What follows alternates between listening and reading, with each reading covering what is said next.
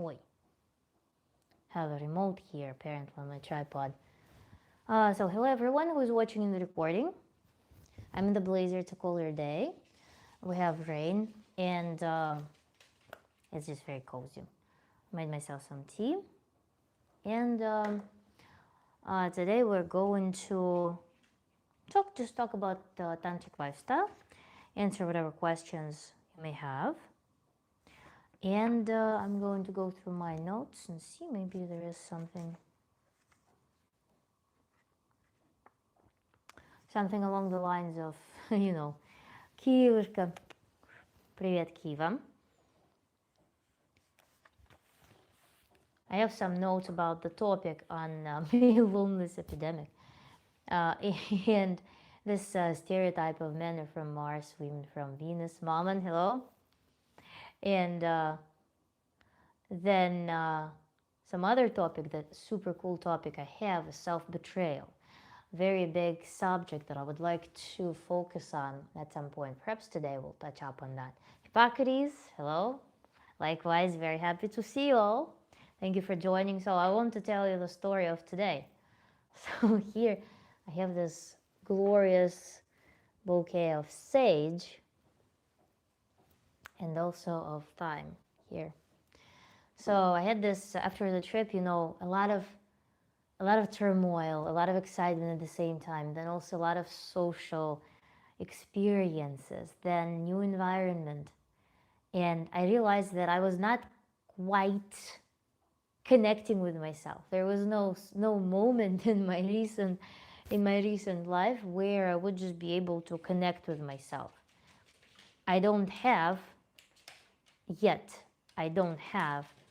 a desk or some domain somewhere where I can nest on my own and fully focus on something that's mine.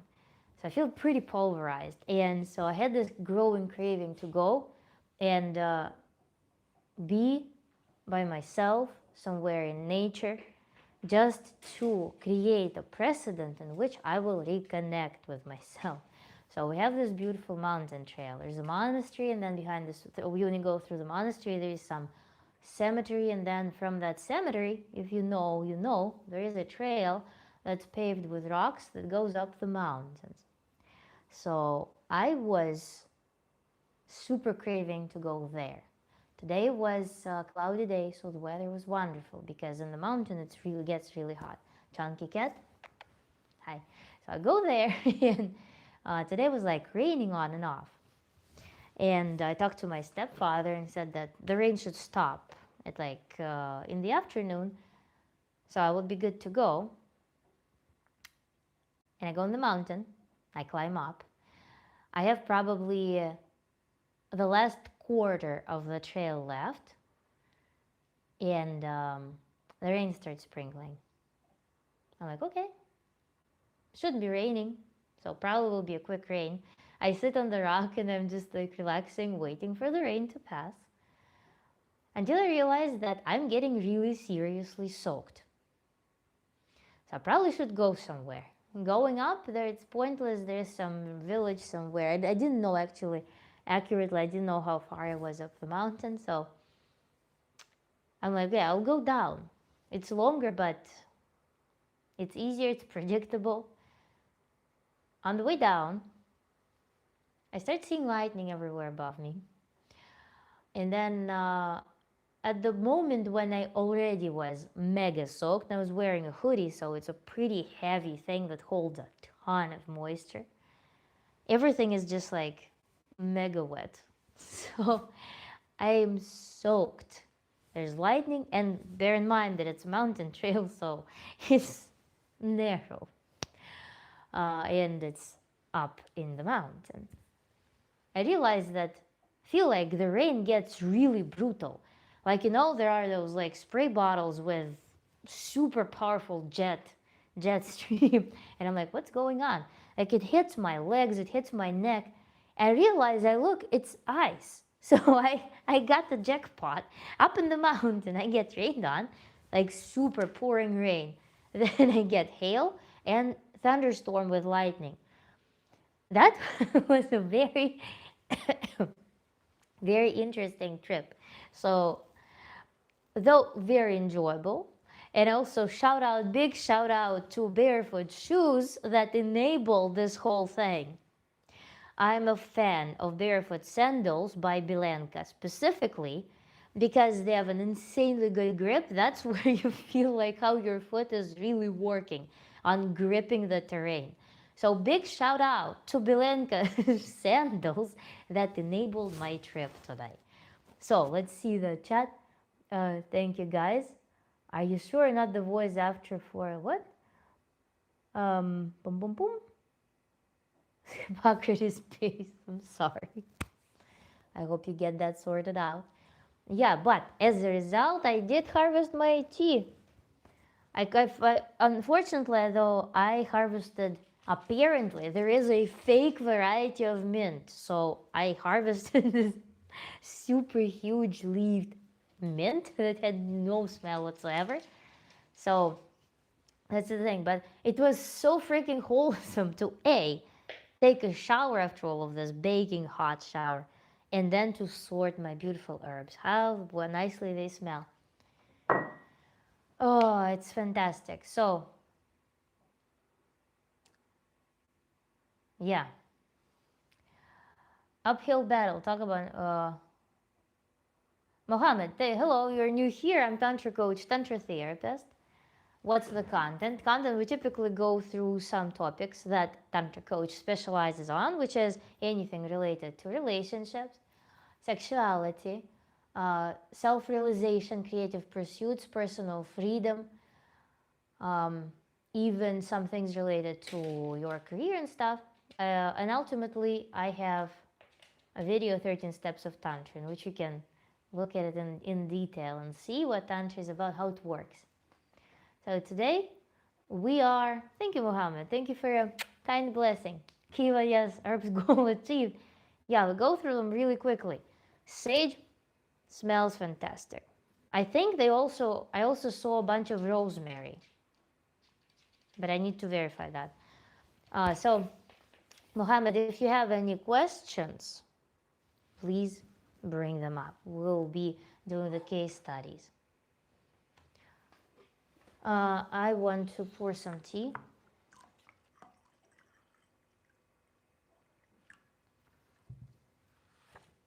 So,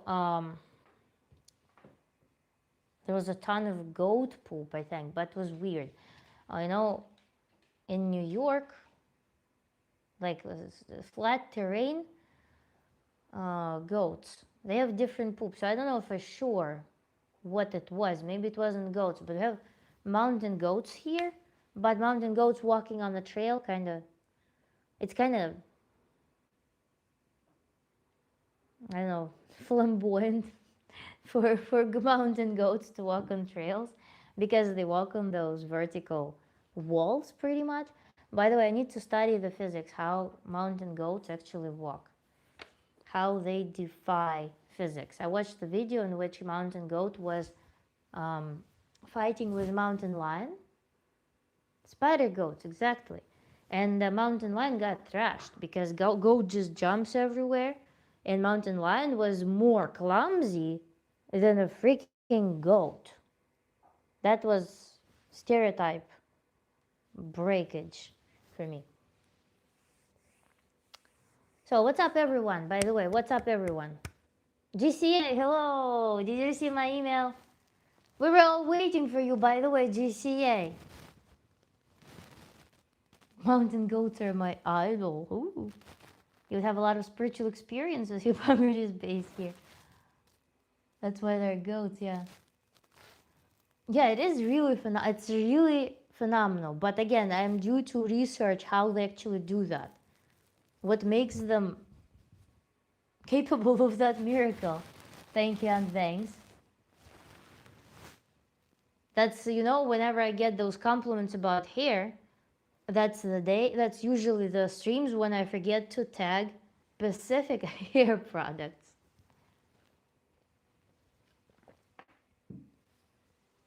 Yes, I have been busy too. I just glanced over the mail. Will read thoroughly. Great to see you again. Likewise, GCA. I'm very happy to see you. We had the one stream in which we're discussing the practices actually. It would be so cool if you joined because your case study would be phenomenal. Mohammed, thank you so much. Glance through my live streams. Go to live stream tab when you have free time after the stream and go through the different topics and also 13 steps of Tantra in my videos. You pass so well I can hardly tell you're trans. Sure. Hello, Joy. It's okay, GCA. It's okay. We'll have plenty more. Anthony, welcome, Tantra coach, Tantra therapist, and I don't know. What else? Thunder Circus. No, I didn't get your email. I did not. Let me see the spam. If I close Nathan, the Converge live stream, will it work, I wonder? Did you email info@rawformoflife.com? Hello, Malik. Welcome back. I was telling the story how I went to the mountain trail for a walk for my personal reset, senses, mind reset after being hyperstimulated for so long, my biggest craving of the recent days. And I just went to the mountains alone and only to get super rain and hail and lightning storm in the most remote point. info@rawformoflife.com.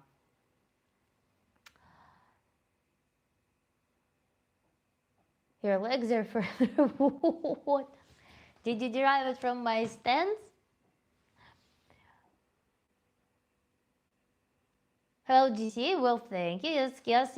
We have friends. We have tightly knit community here, and also Kiva and GCA attended my workshop, private workshop. Sounder Circus is trying to send me an email. I hope that it's somewhere in spam, but it shouldn't be in spam. Usually I don't get emails in spam, but I will check. My laptop is still. Where's my laptop? Let me go around to grab my laptop. Can you still hear me, guys? Here's my laptop.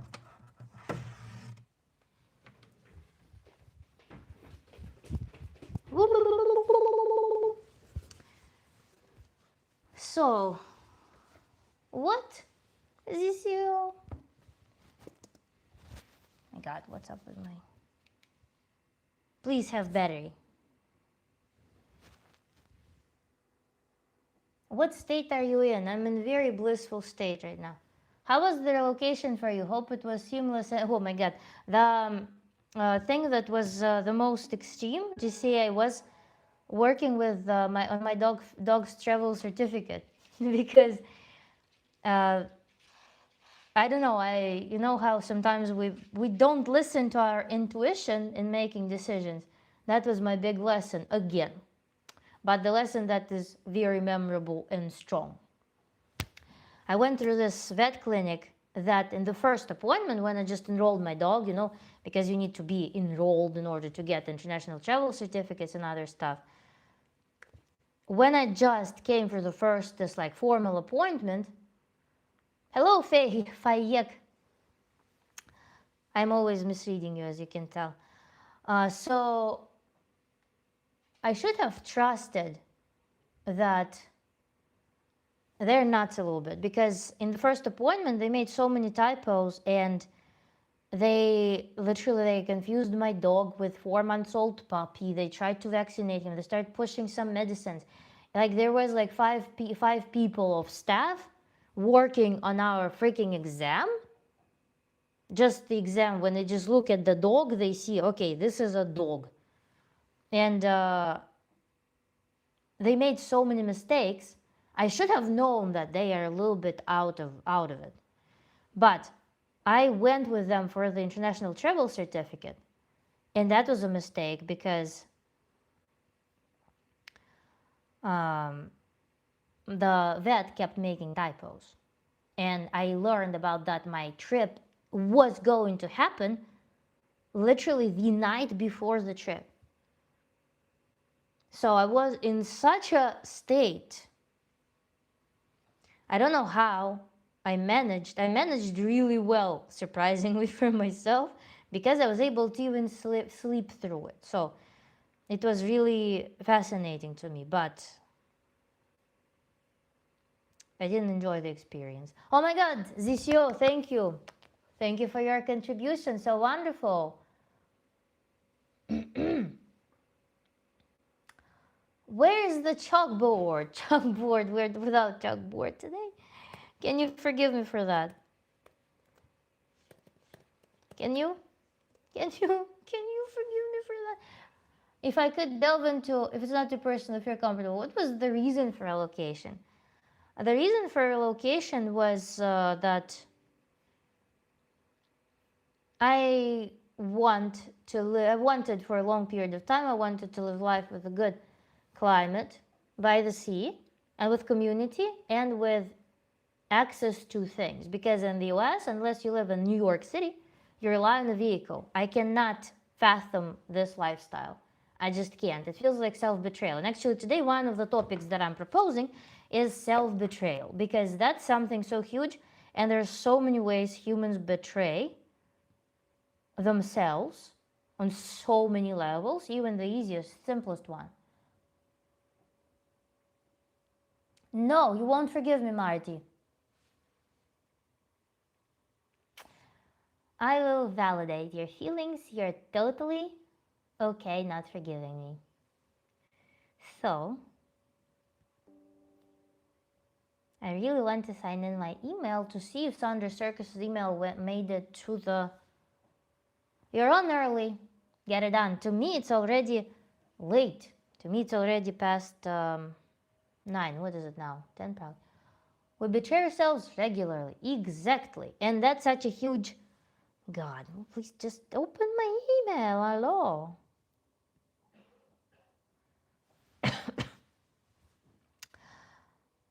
I want to take care of Thunder Circus right now. Junk email. Oh, I think it's in.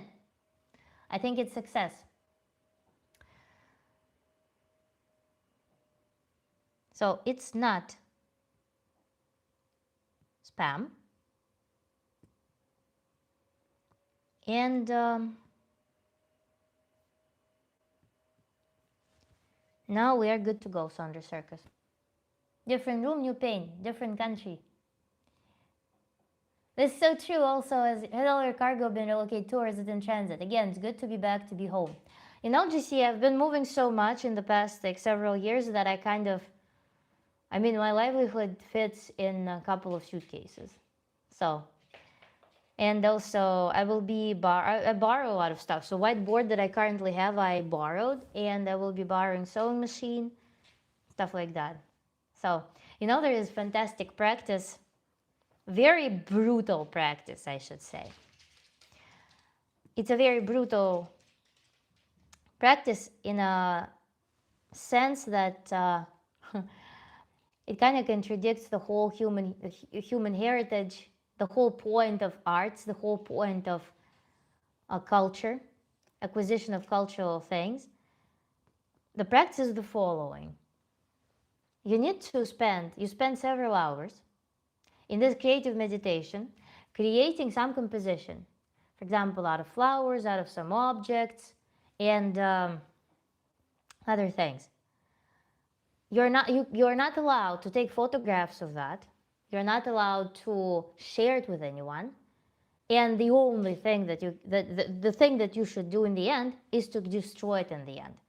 So it basically tunes you into this ultimate passage of creative force without holding on to anything. This is the key of this practice, in which you're just accessing the pure creative force without any possessiveness, without any conservation in mind, without any blockages in mind. So, Thunder Circus, I'm messaging you back. Let's, boom. I give you a very short response, but I will email you with substance later. Man, you're living the life. Minimal living, peace, self-accountability, and literally the same. I like those all those memories are precious because they're my memory, like not captured anyway physically. Yeah, because physical memorabilia, I've been an immigrant, right, for a long period of time. One of the heartbreaking things that I experienced was when my mom called me last year when she went to our old country house after also several years of not being there.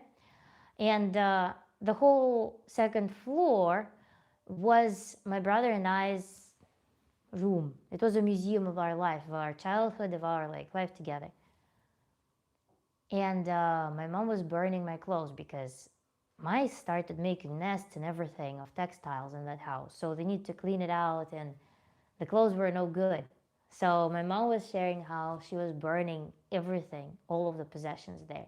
So it kind of like destroyed that museum.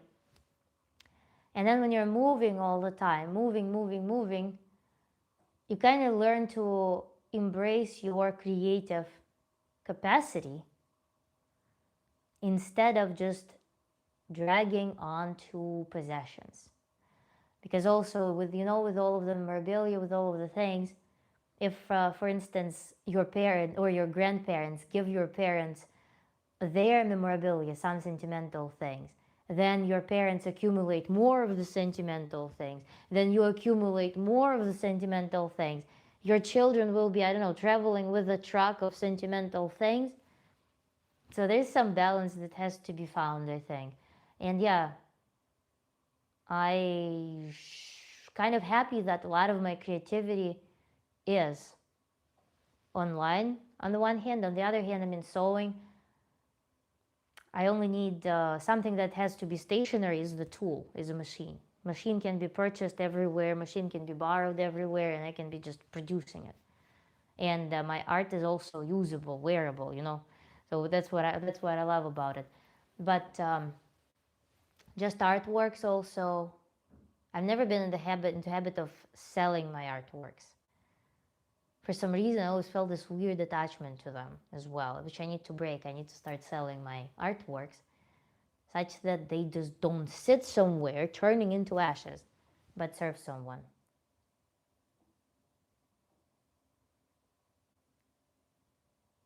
No, I didn't, Muhammad, I didn't. But burn them though, maybe give it away. There was, no, there were clothes that were already old. That's how they made it to dacha. If you're familiar with dacha, I call it country house, but in Russia there's culture of dacha. And again, mice made nests there. And there's a buck. Okay, and what? What we burning? Hey, be nice. As one things they are so they what? Never sell yourself shortly. The legacy you're creating is one of kindness and healing and peace. We're all for it. Lots of love. Thank you, GCA. Yeah, it feels amazing. That flow. The more you give, the more you're willing to not hold on to things, the more you're willing to not hold on to experiences, to even certain achievements. There's a balance as well. The easier your life becomes, because entitlement can happen even through things that are ultimately good. We can be dragged by previous experiences. People sometimes they think that, oh my God, first love was so phenomenal. When I was this high schooler or a student and I was running around with my first love and it was so good, so phenomenal. They think in that experience, they're not willing to see that they're literally capable of the same thing now, or some comparable experience with their newer adaptations to life. So that's also a trap, And why was I saying that exactly?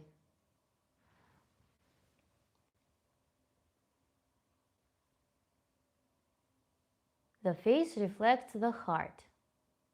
Things we say often, the mean stuff sticks with us, not in a good way. Be careful, future friend. Thank you, guys. Thank you for your compliments. She's a professional yapper, a professional rapper. The goat.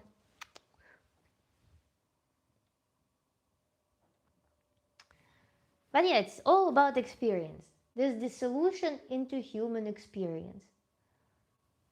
Create structure and experience within the structure.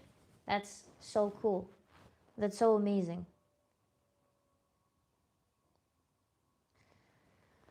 Oh, here I have so many ideas. Today in the mountain, I was I was genuinely scared, okay? I was genuinely scared in the mountains today. And especially when I was there, so there was this tower, little electric tower, and lightnings were going on. I was genuinely scared. And that somehow made me, think about the ambitions that I really have, but I don't execute on them because of some impediments. For example, I super want to have in-person tantra coaching, which would be so cool. I have this idea. I'm going to be telling this right now because it's formulated. I can actually talk about it very freely. I want to have maybe a couple of rooms, some like reception room, some preparational room, and then the practice room where I would be I would have a lot of freedom. So I either would be owning the place or I will be having very flexible lease agreement with whoever leases it to me. It will be somewhere in nature. I want to have waterfall. I want to have access to different nature's elements because you know how in Tantra we work with a lot of the archetypes, work with a lot of visuals, work with a lot of nature's elements, work with a lot of whatever may be organic for a given human. But I want to have access to those things. I would bring some rocks, something tactile, such that the person can touch something. By the way, today from my mountain journey, I brought this little rock. I think it's a piece of marble. Maybe not. It's a white rock. It was just sitting where I was resting in my first phase where I was resting, hoping that the rain will just pass. So there would be different rocks. There will be polished rocks. There will be more edgy rocks. Then I would be having there different shells, seashells. Then there perhaps would be essential oils. Then another huge idea I have, and that all was like just coming to me on this nature walk today. I want, for a while, it's been a long lasting idea. I want to create tantric art as well, because it also helps in the therapeutic process to have some world of metaphors, some visual metaphors, stroking a person when we work. Then I would have perhaps some like noise machine or something for meditations. Actually, I don't know. I am recording meditations, and the meditations that we were given in the Tantra course were with just plain background, which I super loved. I don't like when there is a bunch of reverb. I don't like when there's some I don't know, esoteric music and stuff going on. But noise is something that I really like. Then there would be some accessories, like for example, buckwheat pillows I found to be very handy. Then there would be not perhaps disposable, but like a whole set of sleep masks, like silk sleep masks, such that people can use them and then they would go through some thorough laundry or something. Or there would be, you could purchase them. So each client could come to me, they could purchase their sleep mask, because a lot of visualization practices I noticed they do require darkness. When there is something even passing through the eyelids, some light, it can be distracting. So I would have those sleeping masks. Then, something to produce music, some sound things. Then buckwheat pillows for comfort, because in Tantra when we do practices, we strive to achieve maximum comfort, physical comfort, because nothing should distract us. Then, oh my God, it would be such a cool space. I really wanted. How I wanted. And I want to consult people in person. The problem is now, and I don't know if it's a problem, maybe it's not a problem, maybe it's the matter of marketing, is that something like this would probably work really well somewhere in Los Angeles. I'm not in Los Angeles. I need special crowd for that. clientele. It must be accessible for my clients. Mountains are brilliant. High altitude, thin air flattens you, brings you leveled. Grounding rocks, yes. Is the seashell pink though? Seashells are different. I had whole collection, and from Florida I harvested different seashells, which actually in Florida I was blown away. How many different varieties of seashells are just there. There were ones that like mermaid style, there were the swirly ones. One fascinating idea was I really wanted to find a swirly shell because the one I found before was with a hole, and I wanted to find the wholesome one. And I was diving, and I would not be able to find that wholesome swirly shell. Then I gave up and I was like, I'll just go for a swim. I go for a swim, I dive down, there's a perfect shell, as if it was just placed there because I was just diving there. The 48 laws of power. No, I haven't. Thank you, Kivushka. And hello from Florida. Do you live on the ocean or do you live on the bay? What's it called? Gulf of America. It can be difficult to find perfect seashells. Yes, it was. So that's why it felt like a miracle, you know. And it's, how about I help you out in outreach for the online coachings first, and then gradually we shift to in-person classes too. What do you think? Oh, help me out, of course, thank you. In person though, I want to do that so bad. I don't know why, it just feels so wholesome. Because, you know, also, there are certain things, like, for example, a glance, a presence, comforting presence, that you cannot experience fully in the online coaching. Or a person may not have resources to do that at home. Certain commodities that they may request. And for me, having experience both with myself and coaching, I know what supplies would be necessary to likely hit a given person's needs, given person's preferences. I have struggled to find the perfect seashell myself to make a necklace. The result was still beautiful. Wonderful. Thank you, Vega. Orlando, so you're not on the coast, has donated $500. Yes, remedy the experience we had over Zoom. Imagine the intensity when we have that in person. Remember, remember the experience we had on Zoom. Yes, you opened the whole like new realm for me, it feels like, through your experience. It was fantastic. It was just fantastic. That integration thing. Fantastic. Your innocence needs protection at cost of everything. My innocence comes from, I guess, radical honesty. And even then, you know, radical, but my radical honesty still is, in the previous live stream I mentioned on the topic of tradwives and female freedom. I mentioned this thing that I still find, surprisingly to myself, areas when I'm not fully free, where I'm still bound to some unnecessary, weird laws and rules, internal.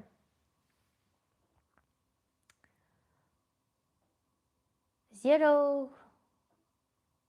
Keep watching the stream. I'm Tantra Coach, Tantra Therapist. If you have any questions about your heating up a corn dog and consequences of that, I'm always there to answer them. Hello, stupid that pool. How old are you? 113 years old.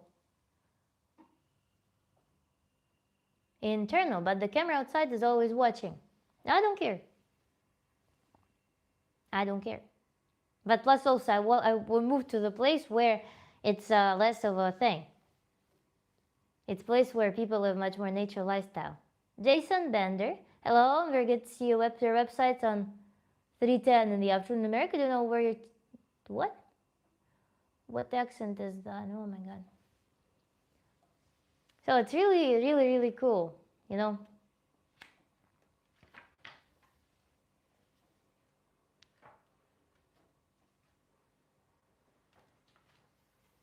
It's also what's cool about living here is that there are no mountains, there are no walls between people and structures, because in the States it feels like everything just gets absorbed by the corporation, which has a huge wall between themselves and people. The governmental structures have a huge wall between themselves and people. And the whole system has a huge wall between the system and people. And I don't like that. It kind of feels very degenerate. It feels like it's far beyond what it was meant to be doing. And that's something that I feel strongly, personally. Something that my internal animal identifies as wrong. These chill streams are relaxing. I'm glad, Kiva.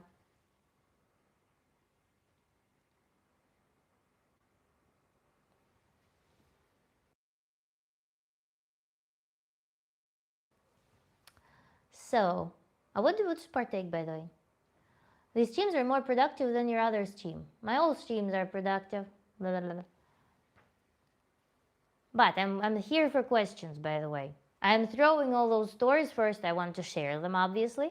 But at the same time, they always inspire. Sometimes they inspire thoughts, because I share something, then you will share something. And you'll start asking questions. We'll start working on subjects. And if necessary, by the way, I can pull up the whiteboard. It's not a problem. Stupid Deadpool. Just get out of with your drug propaganda. Old streams, of course, deserve credit. They are not old. I mean, they are just... it's just such a day, you know. Such a day. My biggest spotlight... You know, it's also, oh my God, it's that walk in the mountains with all of those experiences in general, like just some basic little things, become spotlights, because I was so devoid of that living in the States. So I am getting impressions from very little, seemingly very little things. Something that used to be normal for my family, for example, because there was no weekend when we would not go to nature, when we would not go to forest, to some river, to lake, when we wouldn't bathe, like when it was summertime. Of course, we're swimming in the rivers, we're swimming everywhere. We'd go. One time I was in the summer camp. It was school summer camp. That was happening in June, before adults had their summer holidays, which is usually July, August. So kids were in the school camp. And I remember I'm playing outside there, and after lunch, or just before lunch, and my parents show up, and I'm like, "What's up with you guys? Why are you here?" And they're like, "Are you going to go to the seaside with us?" I'm like, "Oh, I guess. Do I have an option not to? What's the question?" They're like, "Okay, if you want to go, basically jump in the car, pack up, and we're going. We're leaving in an hour." I'm like, "Okay, let me go tell the teacher that you're picking me up." So that was the spirit before. Very easygoing. Very easygoing, and it felt like nature and world were for you. They were open to your experience, for you to experience. That's how I missed that, you know. But what's the name of your pup? My pup's name is Kuzya. Kuzichka. MP5 tunes. Anything you produce with your energy is productive. Thank you so much. Very happy that you perceive it this way. Now, questions, I'm just a regular dude who likes to do regular things. Who regulates you? What are you regulated by? Forests, yes.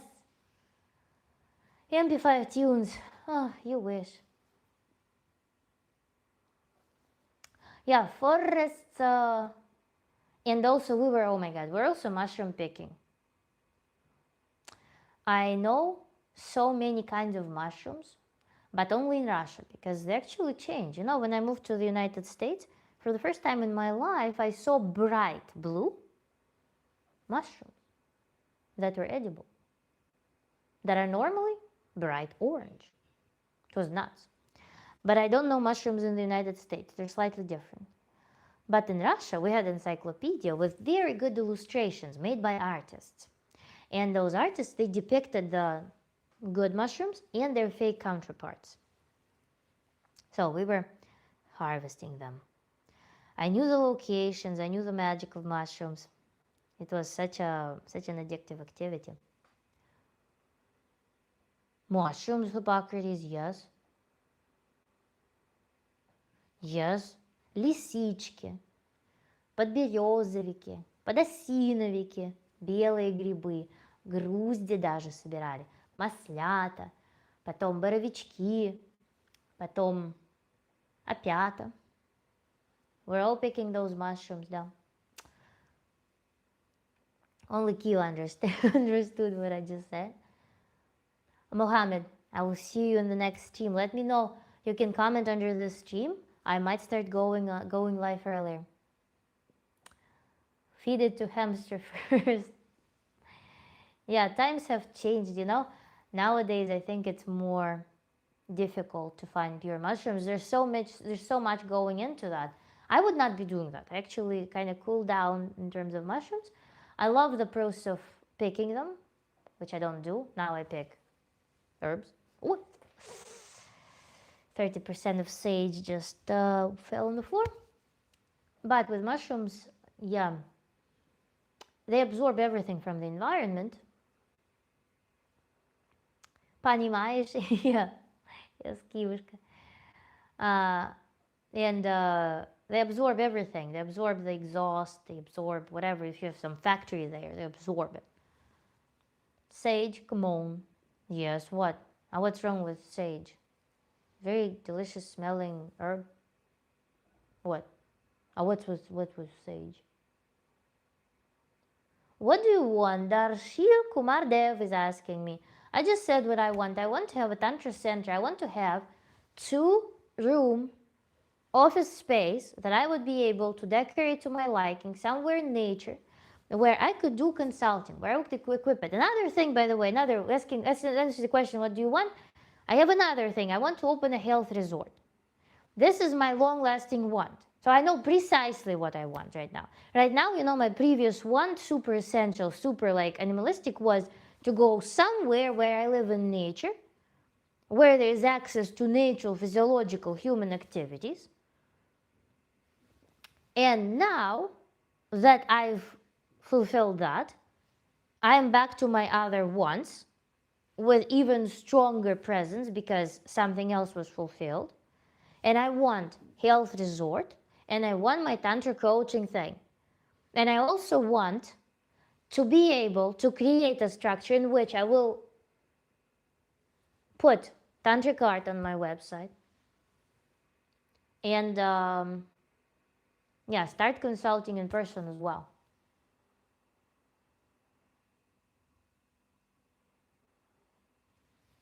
That's what I want. No, I can't play music because of copyright.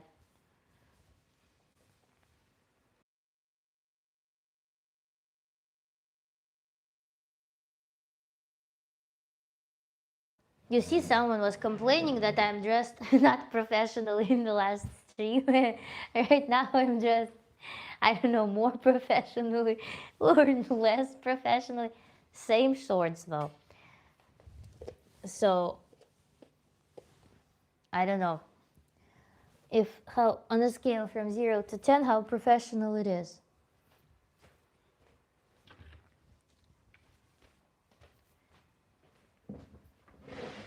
You're dressed great. Thank you, Hippocrates. Yes, Nasty, let's really go all in on the 2-room consultancy thing. Yeah, let's execute on that. I really want that. I want to have it, and I want to make sure that I do have clients. And that health resort is another such a prominent want of mine. I'm passionate about hospitality, first of all. I've always been into hospitality. I always crave, you know, I want a house to create space. So there is the same theme going on through all of my wants. Any business that I've ever thought of always involved this element of hospitality, in which I create space for people to experience. So with Health Resort, I want to create a domain and introduce people to even create this element of hospitality in nature, share some wonders with them.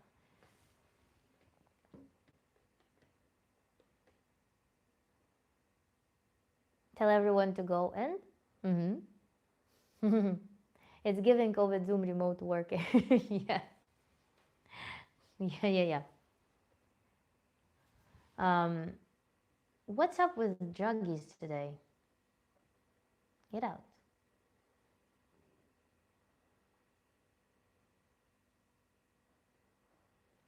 Yeah, herbs, yes. I mean, I shouldn't lift my herbs anymore. Pa-pa-pam.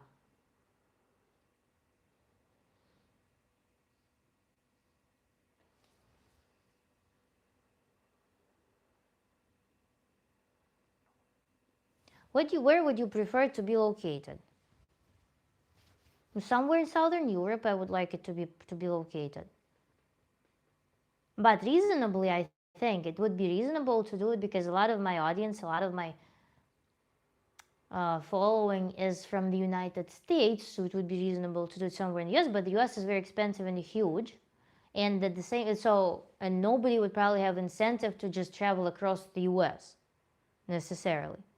It's more interesting to combine certain activities with traveling to some exciting places. You know? Who asked me about what do you want? Darshil Kumar, did I answer a question? Can I guess your age? Yes, please. Guess my age. Thank you, Marine.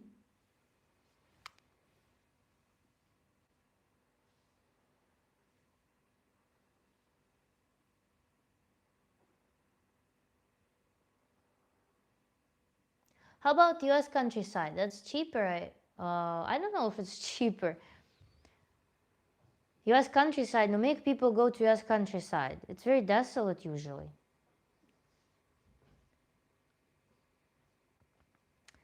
In Europe, you will have a lot of water springs.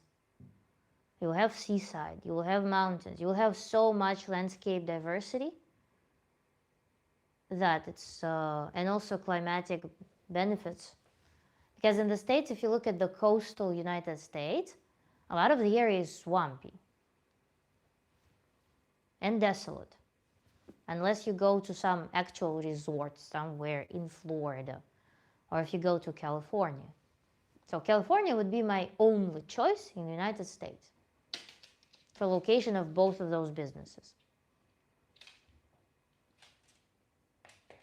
Where is the guess about my age? Darsil.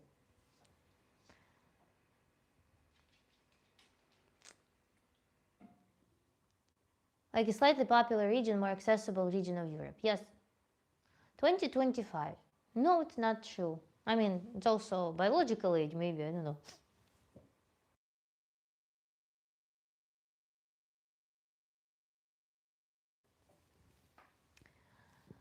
I need to go refill my tea a moment. Yeah, I'm also sipping little by little. Alaska is beautiful, for sure, by the way. Alaska is very beautiful. There you would do some luxurious resort. That's what I would imagine in Alaska. You would do a luxurious resort with different varieties of saunas, with different varieties like banya, Turkish sauna, Turkish hammam, then Finnish sauna, Russian banya, all of that entertainment. So it will be more of a spa and ecotourism, perhaps, or climatic tourism thing. It will be a very interesting thing. But yeah, in the notion of health resort. Actually, never looked into this business. My family is related to such business, but I've never looked into business perspectives or prospects of that in the United States. I haven't witnessed culture of health resorts. Kiva knows that in Russia there is such a thing as sanatoriy. And sanatoriy is, for example, a person goes to the doctor, they collect their blood work, they do different checkups. So a person, let's say, has some people have some chronic illness, or some people have not just susceptibility to certain things, Or like I personally went to sanatorium for this health resort. I went because of my chronic headaches that I had. So it could be anything. Children also sometimes they have frequent colds and they go to sanatorium for like several weeks to work on their respiratory health. So sanatorium was a phenomenal thing because you get prescription from a doctor to go there. They prepare a list of procedures, and yeah, sanatorium in English. To such extent, it's not. I was not exposed to that in the U.S. that I don't even know that the word exists, like this. And so people spend there. It's like a hotel. You have prescription to go to procedures. For example, I was going to pearl baths, which is you lay in bath and they bubble oxygen through. So you get this oxygen exposure. Then I also had aromatherapy sessions. I had massages. I had magnet therapy. I had UV therapy for like nose where they put UV lamp like light in the nose and stuff. Then some children had contrast showers, which were like super power beam showers. When they stand and from both sides, they get mega jet streams just like going up and down their body of different temperatures and super strong pressure. Then some people go through acupuncture, some people go through also, by the way, sanatoriums were located sometimes where mineral water would be. So you get springs, like everybody goes and drinks mineral water with certain particular properties. So sanatoriums, depending on their climate, depending on their location, they were catering to different groups of patients with different groups of inclinations. Ты пришел. Что-то ты рано сегодня. Пупсик. Вот он, мой пупсик пришел. I fought with that. Okay. Mars, the same as Gaddafi's health system. Not familiar.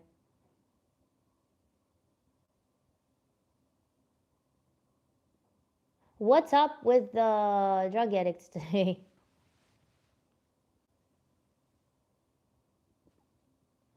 Thank you, Kira.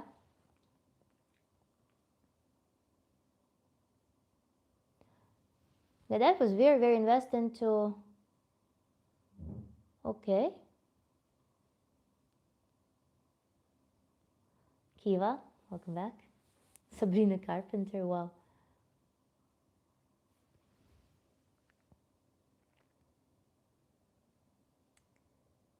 By the way, it's 2 a.m. where I am. The time difference is great.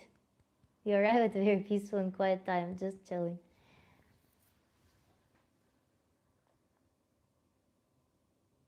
Thank you.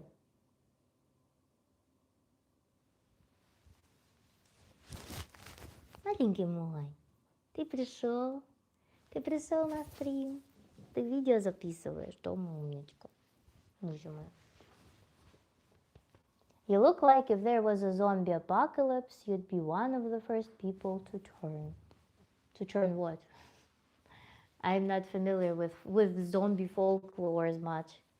I know the saying zombie apocalypse, but I don't know really the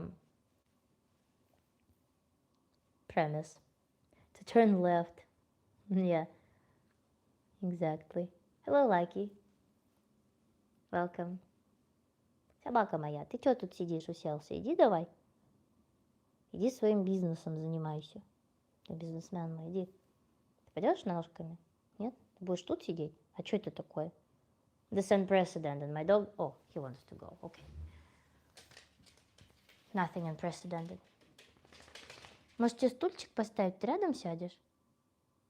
Ты хочешь рядом посидеть? Тебе стул поставить? Сейчас тебе стул поставлю, рядом будешь сидеть. Ой, Jason. I have no idea. Kuzmichka, I'm so glad to see you. Hugged you. Thank you, Kiyushka. He did to you. Is it pink? What it? There's nothing pink in the interior. Okay, so Кусь, если хочешь, на тебе стульчик. Садись рядом. Иди сюда. Иди сюда. На ручки тебя на стульчик посажу. Ну, поближе подойди, пожалуйста. My dog thinks that I can pick him up from like a meter away. Oh. Thank you, Timothy. We have second Timothy the second, I guess. Why Timothy, by the way? Is it like a common name? I've never heard it. I thought Timothy was a thing. What is your opinion on negative dimensions? Opinion? Do you do exchange opinions on these things? Will you do a challenge if it's reasonable? It's too enigmatic sounding. Sure. Dog now has his own space here. Все. Да, пришел. Ты будешь теперь со мной вести стрим. Хорошо. Круто. I never heard of it as a common name either. Yeah, you see, my streams somehow attract Timothy. Should make a Shimothy as well. Timothy and Shimothy. Pucha moja. See how many times you can get yourself to sneeze using anything you want, but you only got 3 minutes. The record to beat is 5 times you can. Can you beat it? Wait.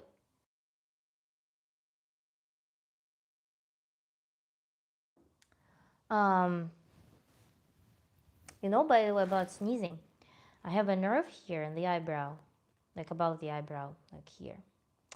If I pick here, especially if there is like some pimple or something, makes me sneeze.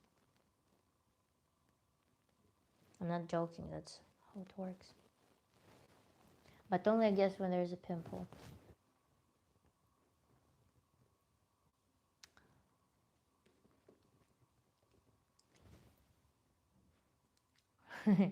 Where is, by the way, our OG Timothy?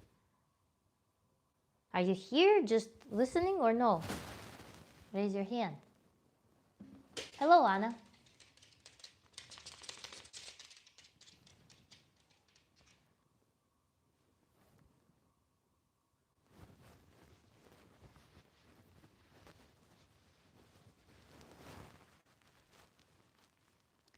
What's your name? My name is Anastasia.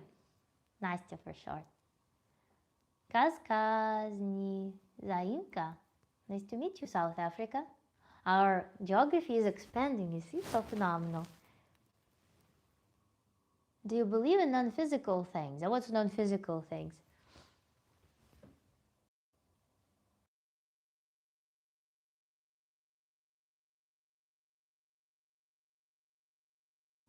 Physics just describes the world, but it needs tools for describing them. So non-physical things that are non-physical, they are just not, they don't have tools to describe them or fathom them or measure them. So she loves the sound of her own voice. Are you talking about me? See, I do love the sound of my own voice. Do you hate yours? I mean, I think it's quite normal.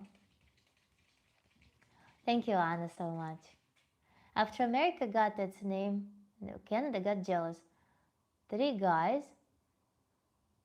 Okay, we have some anecdote, guys. Read it yourself. Like non-materialistic things. Which non-materialistic things? Light is not materialistic thing. It's a wave. Where we delineate materialistic and non-materialistic things? By density. It's literally just our perception of density that makes something materialistic and other things not materialistic. We're tuned. Us as a receiver, as a sensor, we're tuned to seeing certain density, perceive it as density. And so do we love the sound of her voice. Thank you, GCA. I would love to hear your voices too, but we have technical constraints, which can be, of course, defied by coming to the workshop.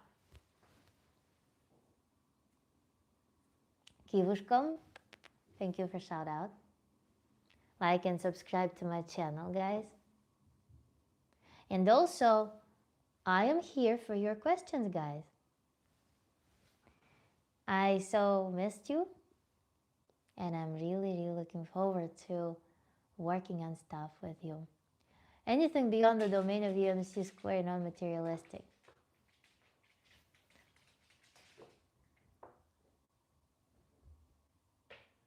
Ух ты ж, Кузьмич, ты с мечом там балуешься. Класс. My voice would be too deep for you, girl. I'm intrigued now. But was it like too deep to be picked up by a microphone? Sadly, I have no questions. Kivushka, it's not sad. It's totally non-sad.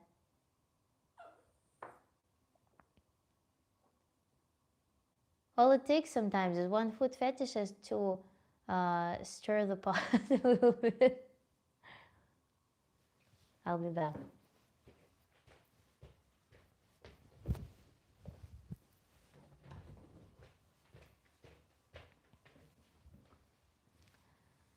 Hippocrates, yeah. Oh, fantastic. It's all fantastic.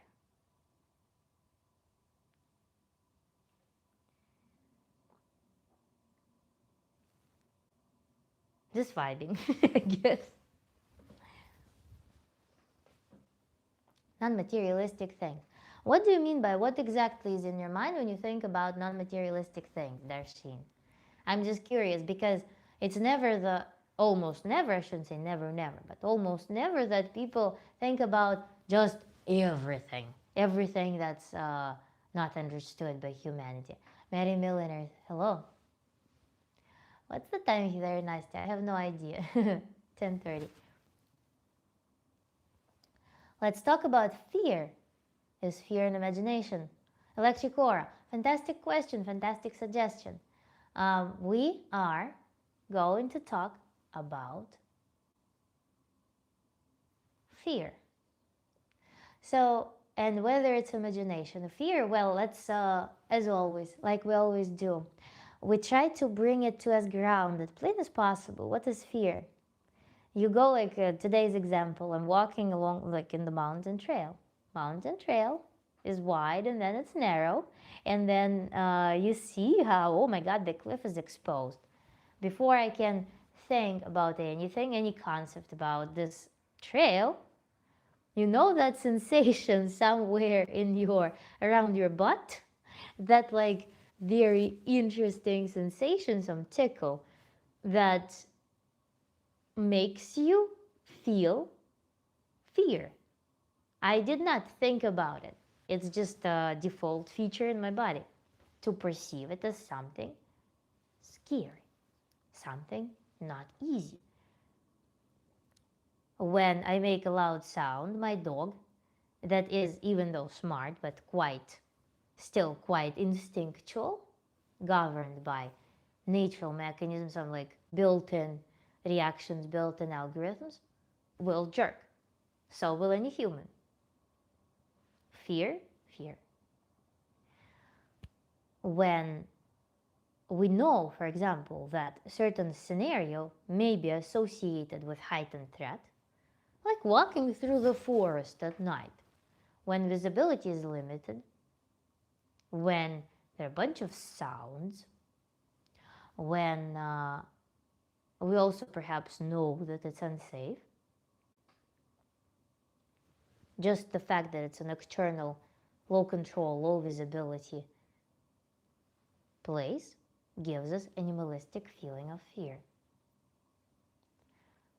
Even compared to the daylight in the same forest. We'll be feeling it. Is it imaginative? Hardly so, because if we have knowledge of the risks and hazards of the experiences, or if it's something extraordinary, something that is associated with a factor potentially requiring immediate response, that mobilizes our body like this, momentarily mobilize their body before bring and process things. This is a physiological, animalistic, real fear. Real in a sense that it does not exist in the plane of concepts necessarily. It is something that drives our body to mobilize on a whim and act, save ourselves, survival mechanism. Is that fear biochemically much different from fear that is imaginative? Not so much. Perhaps the intensity is different. Perhaps the triggering factors will be different. But experience will be the same. So that imagination, what is that imagination? And what is that fear? Fear can have different grades. There can be acute fear, like we discussed, with natural, boop, need to mobilize, need to run, need to sprint, need to hide. Or it can be fear that is an expectation of something to happen. This like marathon of mobilization. And imaginative things, where do they come from? They come from experiences, expectations. Still affecting us ourselves in the same way. So when we have therapy of fears or phobias or barriers like fear-associated phobias, we're going to look into the exact mechanism that brought a person to responding to certain events the same way they would respond to being in the dark forest with a bunch of noise, with high likelihood of some danger that's ingrained in our brain, or something that's on par with loud sound, or something that's on par with having some aggressive person in proximity or animal in proximity.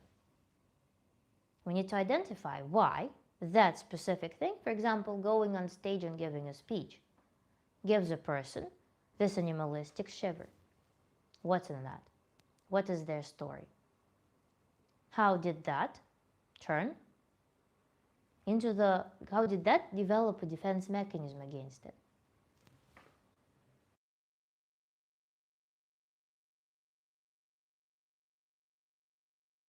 And usually people who are worried about this fear, often they will bring some fear of a thing that is also desirable, or they will bring a fear as a barrier towards something that is desirable.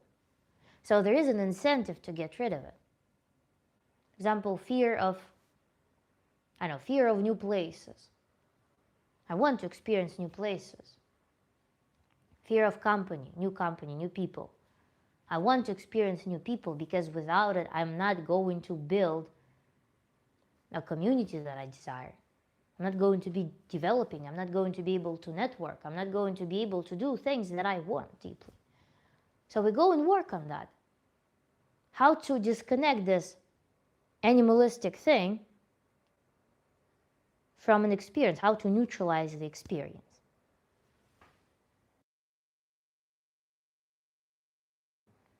Window, thank you so much for your kind words. There is nothing to fear but fear itself. That's a general statement that we like to debunk here. Generalized statements like this that are very strong statements, they can be easily disputed. I disagree with the statement that the only thing to fear is fear itself. There are many things that are reasonable to fear because of survival, because of acknowledgement of the risks and hazards of the environment. So I disagree that the only thing to fear is fear itself. But when we think about fearing subjective things, then I agree with that this statement can be quite applicable. And fearing fear, however, is not a good strategy for getting out of it. In Tantra, we're learning to increase the capacity, the transmission capacity for experiences. Because when the psyche is healthy, the psyche can handle more different experiences that may be stressful, that will become developmental stress. I have a best man speech for my brother coming up. Only thing I'm nervous about. Are you managing? Or is it a debilitating fear? I think non-materialistic is like things so subtle that the current world models can describe. Yeah, or they're very computationally heavy as well. To exist in an environment, one must interact with it.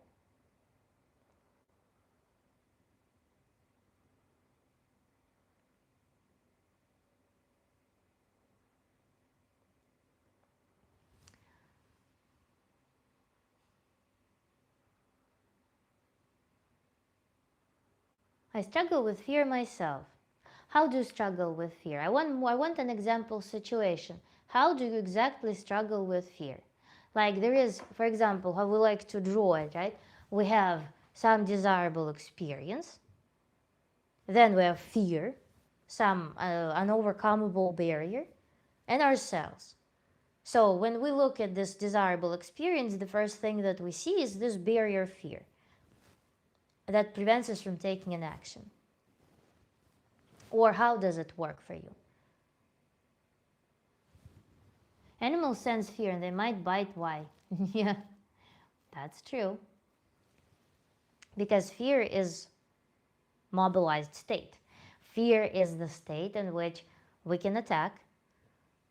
In 2023, I don't remember how it was happening, but I was on the beach with my dog, and a stray big dog came to me first, put the nose down to me. I was laying on the towel, and then grabbed my dog like this, carried him, and started thrashing him.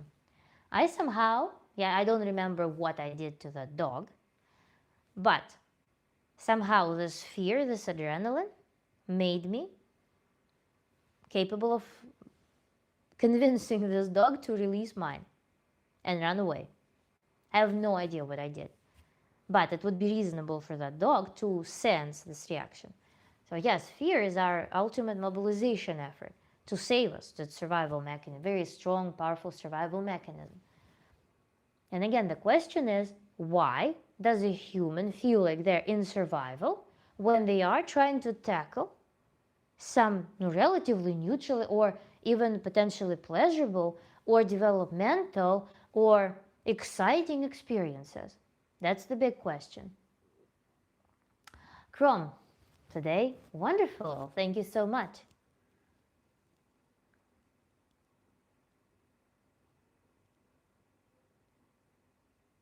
Good horizons. I don't know what you mean. Is it some saying? I don't know.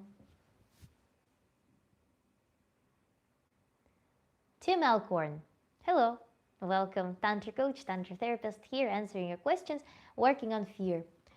My name is Daniel Chapman. Thank you for introducing yourself. My name is Nastya, and I am the prophet of God. I feared what's speaking these words and the things I have seen coming true. Fear for me is when I lose faith.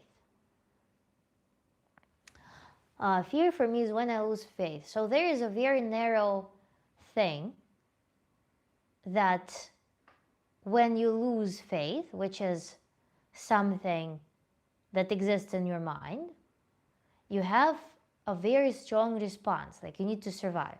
This is a very interesting, it would be a very interesting case for me to work on if you came to my consulting, because the concept of faith and how it's linked, how like you remove faith and then the whole bunch and the whole life basically turns into deep survival and stress. So that's why there's a huge hyper focus on faith instead of just dissolution in faith and embracing the faithful experiences, which are inherently very pleasurable, that are very experiential and expansive, they can be. Instead of giving into faith and incorporating it into the whole picture of life in a balanced fashion. Instead, there is faith, that's very singular, powerful experience.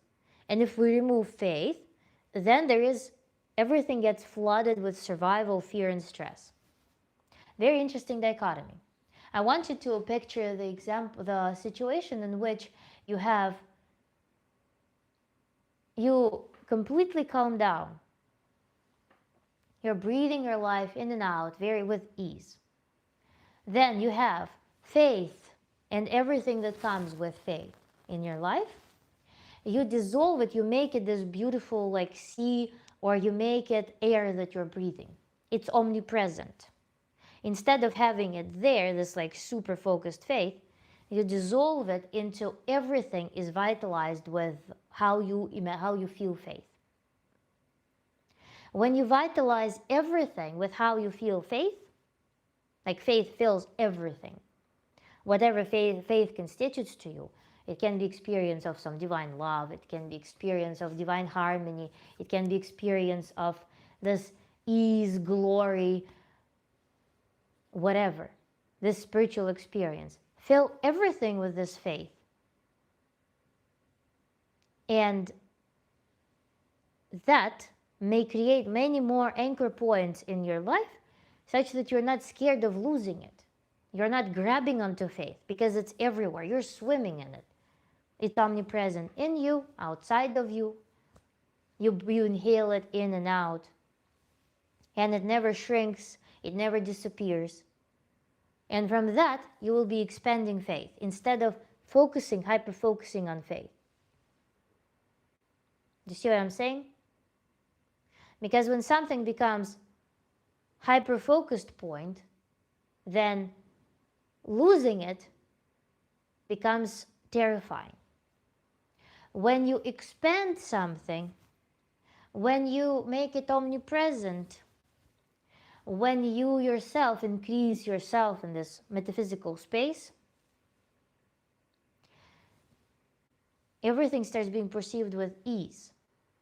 So the dichotomy breaks and turns into a much more stable system, if that makes sense.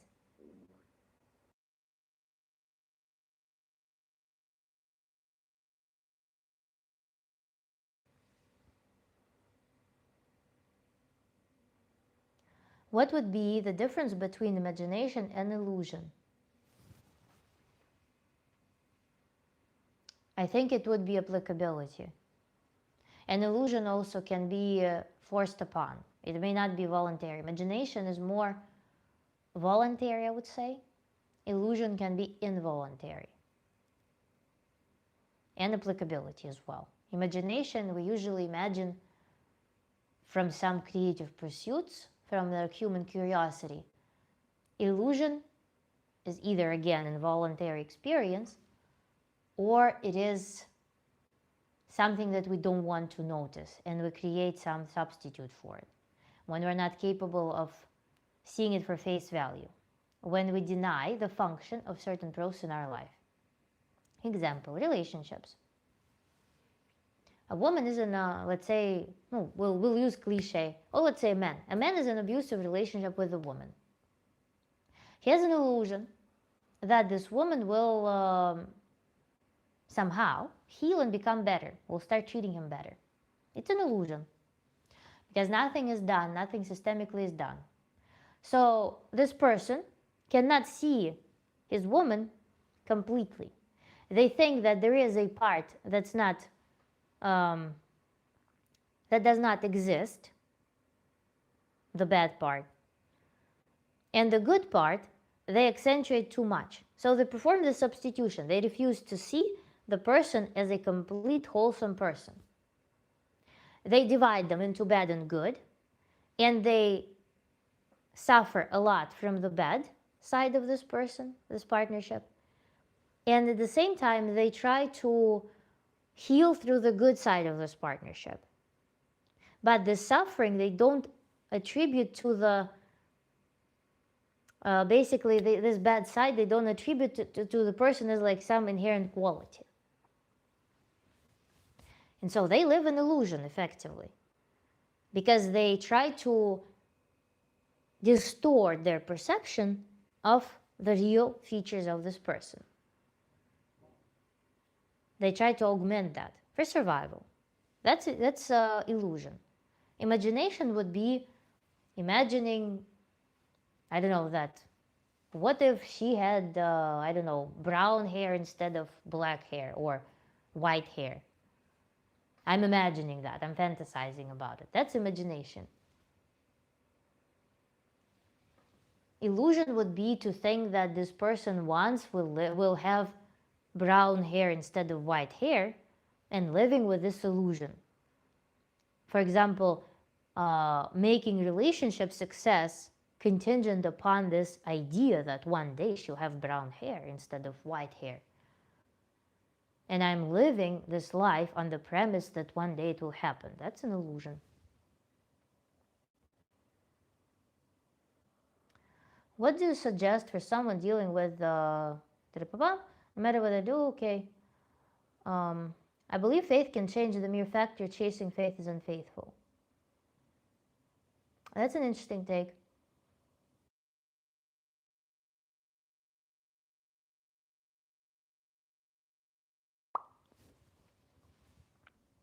Yes, perpetually existing in the divine union, so much so that even the most seemingly bad experiences start appearing as blessing, and the faith becomes so natural that you don't lose it even in sleep.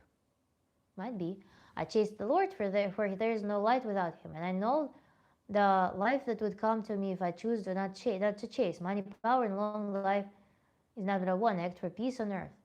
Now, chase the Lord is an interesting one because if the whole concept is omnipresence, chasing something is in that sense, to me, is exact illustration of this imbalance, this hyper focus on something. We need to see. I understand what you're saying, what you're talking about, because this is probably more or less universal human spiritual experience of that creator power. You can connect with it, or you can disconnect from it. There's no chase. The relationship is not that you exist as an entity and that thing exists there and then, and you need to bring yourself closer. No, you exist in the same plane. It's more of whether you're able to open yourself to it or you're close to it. That's how I envision it in my metaphoric space.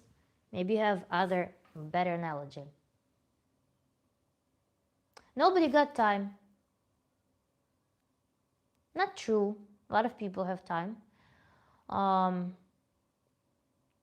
Illusions can be very tricky. You can't chase something you already have within you unless you never believed in your faith. My knowledge is greater than my faith. But I know even a wretched sinner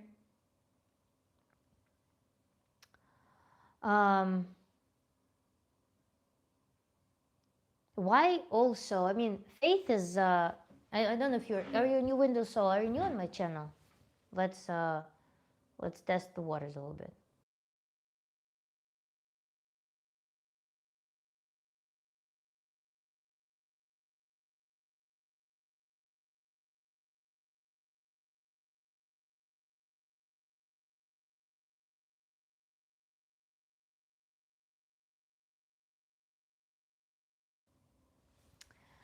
So, thank you, Kikari. Yeah, same here. The concept of Advaita non-dualism, the divine exists here in this moment, the practice, etc., are to gradually be able to clearly see this truth. See and feel it. So I asked about faith is believing in something that you cannot see. God has brought me here, for we do it live and I do not believe in coincidence. Window. A wonderful perspective. So what I want to say is that we talk about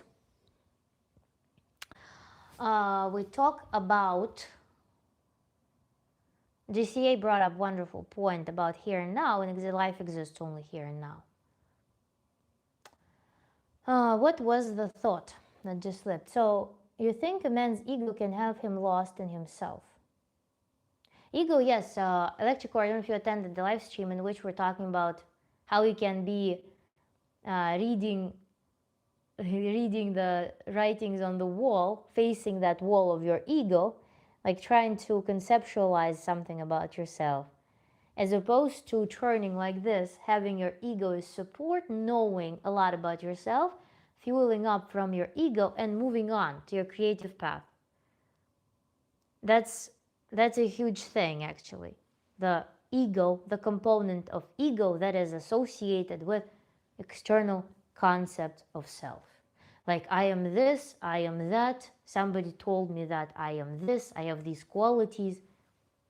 Instead of using that as a fuel, as toolbox, you're just sitting and using it as a barrier to things.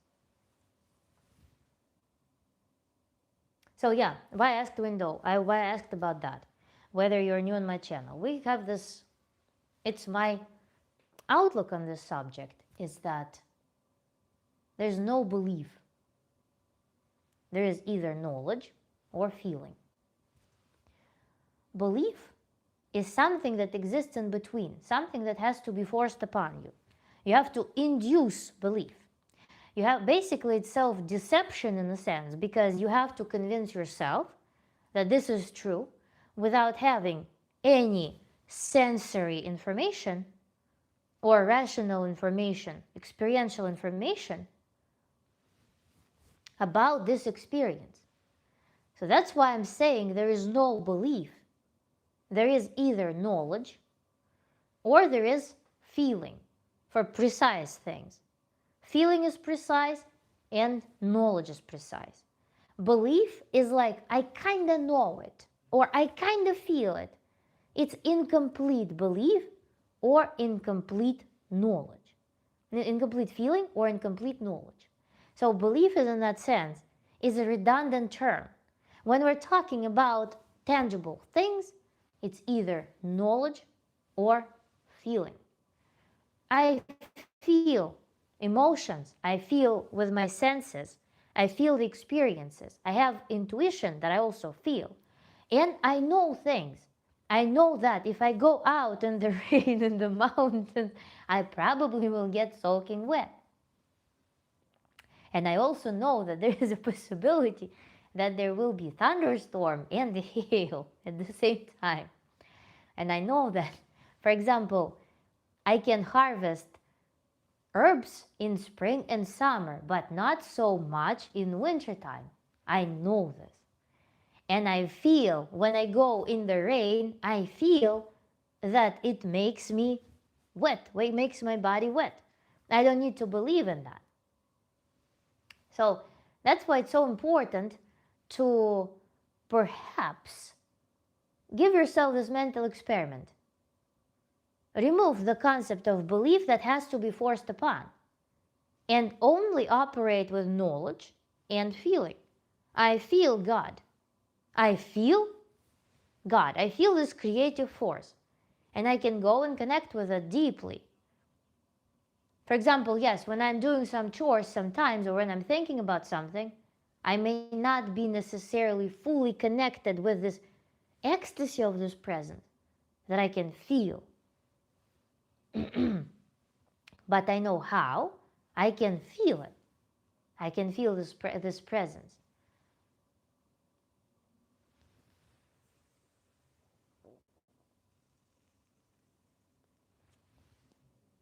So we're projecting beliefs and faiths.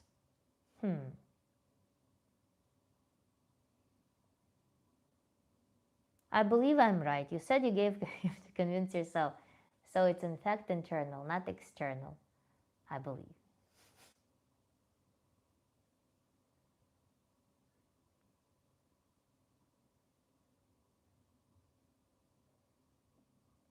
I feel grounded. Oh, 95 SR, welcome back.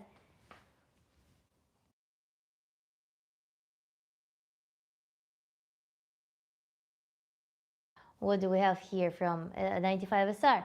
I feel grounded and unafraid, but my external energy is being read as timid because I'm agreeable. How can I embody a more formidable presence without losing my compassion? Okay. Kiva, yeah, so belief is different from knowing. It's like saying I think rather than I know. Yes, pretty much. That's how I feel about it. Maybe again, everyone, run your own Like last time, remember somebody said that giving cold gathering. I wanted later. I had the thought to reply that it's a political party gathering, but I don't want to like create this atmosphere of cult where there is this truth. I'm giving you suggestions and hypotheses that you can test. So if something doesn't sit with you, feel free to argue, feel free to experience totally different things. Window, sure, join again. I see around, I stream pretty frequently.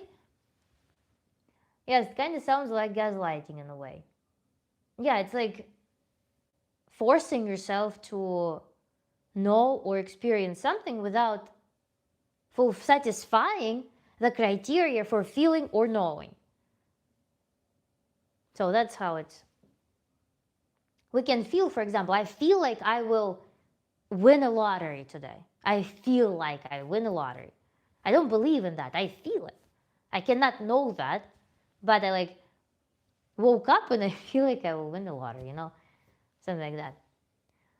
So there are words, mere delusions. What if mind could speak? So let's address 95 SR's question. Feel grounded, unafraid.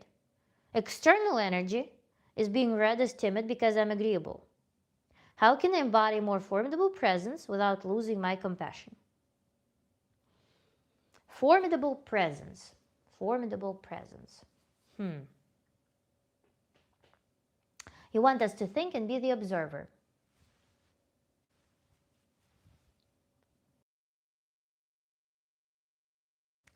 There are a lot of things, 95 SR, that I want to pick on here. Formidable presence. Do you feel like your behavior, for example, you have your ego idea, right, of yourself. You feel potential, a lot of potential. Like lion in a cage, let's say. So you are a lion who wants to do A, B, C, D, F, G at a big scale, who wants to roar. But you feel like you live like in a cage, like your lion cannot roar. Is that something, is this hypothesis sitting with you? Give me feedback. Book recommendations.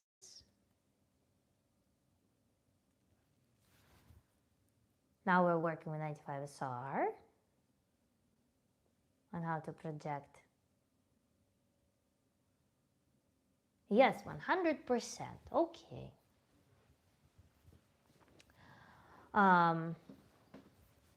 What are the...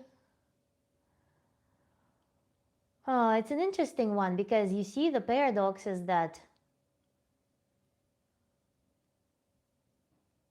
on the one hand, you seem to not have a playground where you could exercise those qualities because you seem it might be strategically beneficial to, for example, you have a goal. You want to save 200K. So you go to work with some tolerable boss, tolerable work that brings you a lot of money, and you are able to save up this starting capital of $200,000 while being agreeable, while being very perhaps submissive, very comfortable. You feel like it's your security right now. So being agreeable plays a function there. If you suddenly start at the same time, for example, you have this vision that you're building some structure outside where you can be exercising your lion powers for your next project. You have an outlet for that. So you have the domain in which your timid nature plays a role. You feel like you don't need to spend more energy. You don't need to be necessarily supercharged for this activity. You don't need to be invested too much in this current activity. There's no payoff of that. You don't see you yourself don't value this activity enough to give it your all. But You can go to some other field.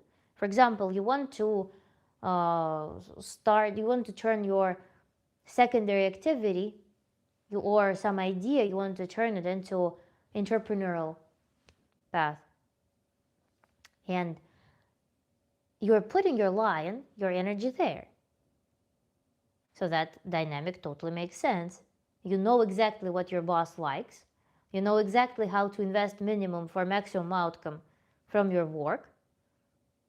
So you're going to play this role of this timid rabbit, and then you go after work because you are in energy conservation there. You go after work and you're being aligned elsewhere while you're getting cash in your bank account, getting money in your bank account that you will then secure because you have a plan. And then when you reach this $200,000 goal, you're just out. So there is a function to that. In this example that's illustrated, there's a function to that. And also the reason for that, that you don't feel like you should give your all. Like tomorrow you like supercharge yourself. You will go and present it. Guys, I super want to revolutionize this entire company. This company could be making our department could be making so much profit. I want to go to the CEO and I want to pitch my ideas. Are you honestly in that spot or not? Or do you not care enough? This is so true, it's incredible. Okay, good. Are you a pro wrestler? No. My upper body is actually not so strong. So I'm not even probably not pro wrestler. Thank you, Kiva.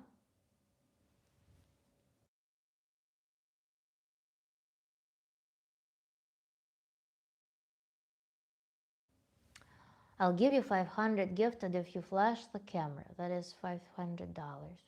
Scammers today, scammers. Oh my god. In Taoism, money and fortune can be manifested. No, money is, there is some element of luck, of course, but largely it's algorithmic. Fortune also. Fortune largely, in my opinion, depends on how you project yourself to the world, how people see you, because a lot of the experiences in life, they're shaped by other people. And if you are presenting yourself to the world through the perspective of self-diminishing, or you're projecting yourself as some miserable creature who's just annoying and who forms this verbal energetic portrait in other people's minds of a person who is not capable of managing life, so to speak, then they won't be able to craft you the experience. They won't be able to participate in your life productively. So fortune is also your initiative, your desire, your connection with your desires primarily, and removal of a lot of inhibitions. Whoa, guys, it's insane how quickly the phone dies. Do I have any outlet? We're going to go to the area with absolutely non-wonderful lighting, I guess. That's crazy. I need Wi-Fi for this to work for a while. So let's connect, I guess. Let's plug in. Moreover, by the way, my phone doesn't charge as well. Are you vegan? No, I'm not vegan. I'm ex-vegan and I'm also passionate anti-vegan. Not passionate anymore as much because I'm tired of this topic, but hell no, guys. Boom, boom, boom. So we're going to sit like this. So, Chris, thank you so much. Then, are there energy cues I can give off so others don't challenge me so much? You're right, however, the excitement overrides their attitudes. Stay strong, phone, for a couple more hours. Oh my god, last time it was like 9%. 9% wouldn't charge to just like go into heat. I think I need to buy European cords or like charging blocks that are rated for this voltage. So, the energy cues that I can give off so others don't challenge me so much. What do you mean challenge you so much?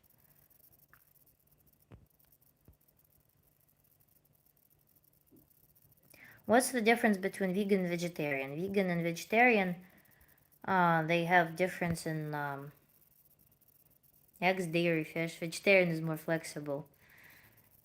Vegetarians also can technically wear animal skins and stuff. Thank you, Kiva. Sneeze? No, thanks. By the way, YouTube just yesterday sent me an email like how to gain more from your super chat. And so basically for live streams, they were giving me suggestions such as start doing challenges like kind of like, backflip style. Tell your audience that you will do a trick for money contributions. Like what? Challenges, competition though keeps us strong, makes us stronger.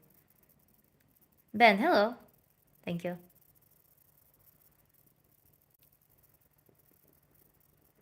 In a situation where others are intimidated, most people know that I love and care about them. I'll do anything for others. But some see the love and they hate that. I don't even want to speak to them, but I have to. Thank you so much, Ben, for your gift. In a situation where others are intimidated, most people, but some see the love and they hate that. I want precise example. 95 SR. These topics are challenges enough, well, for me that I need to think more anyway, Kiva.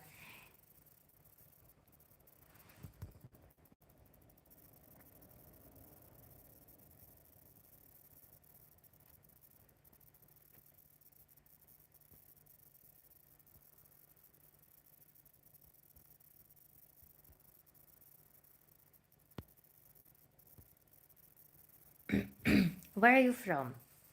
I'm lost in where I'm from at this point. The concept degenerated for me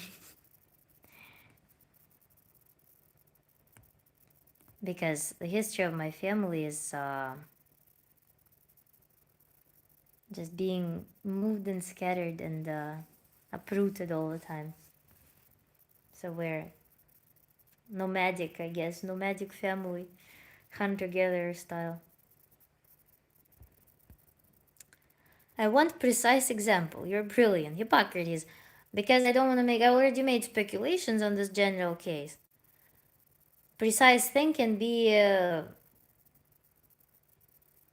like 1,000 times more productive to work on. People and situations can cast illusions per se, so watch out for those.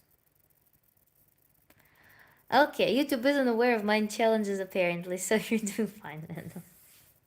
Thank you. But you know those people who are like, sneeze, flash, show me your feet, do a backflip.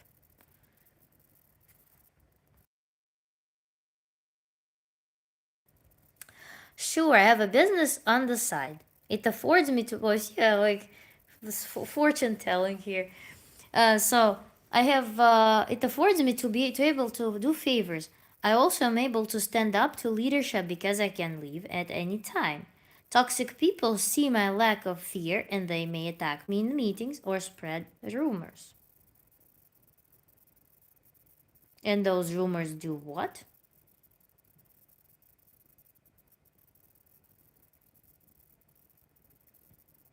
That would be so wild if you did a backflip. No, I'd be impressed. I cannot do backflip. I can do a bridge. Like, I mean, going back, but... Are you neurodivergent? No, I'm neuroconvergent.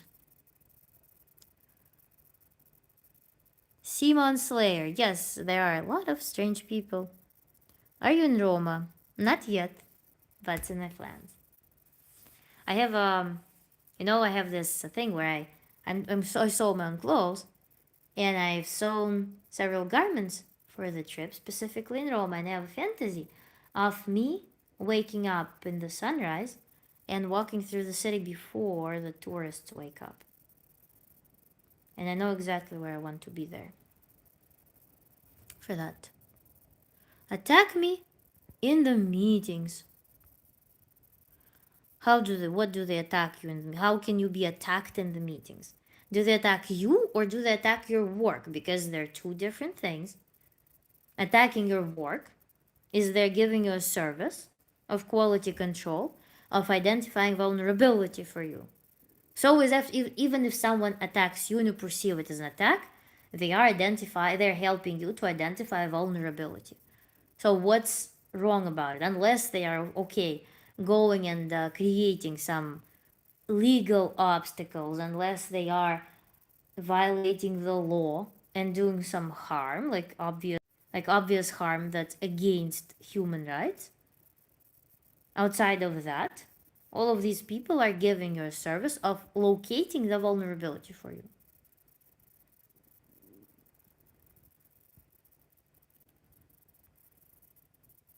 Do you think those people who leave comments like that can attain a higher form of consciousness? Perhaps because a lot of times there are barriers, like compulsive behaviors come from insecurity oftentimes.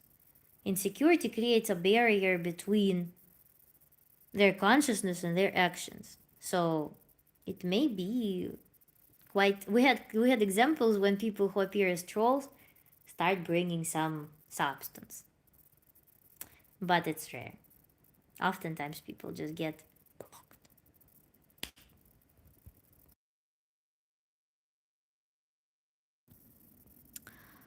Not neurodivergent, but she just thinks outside the box. That's all. I mean, mathematically, I'm probably neurodivergent compared to the slab of like whole population of Earth. Probably mathematically, I am abnormal. Literally nothing. It affects me no way, and a lot of time backfires on them. And what? But you are talking about that precedent, which with imagine with the amount of effort that you need to put into writing something, and just you could locate any discomfort, any pain. You're locating that thing that doesn't affect you. So let's think about it.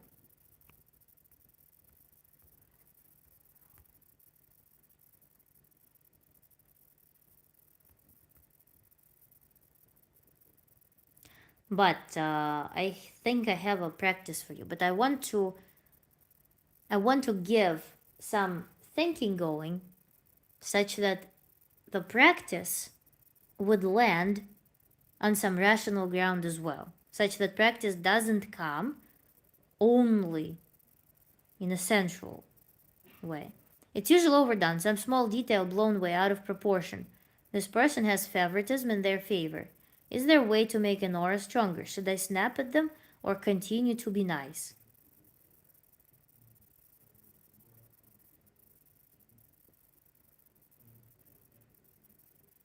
Should I snap at them or continue to be nice? You see right now what I see here at 95 SR.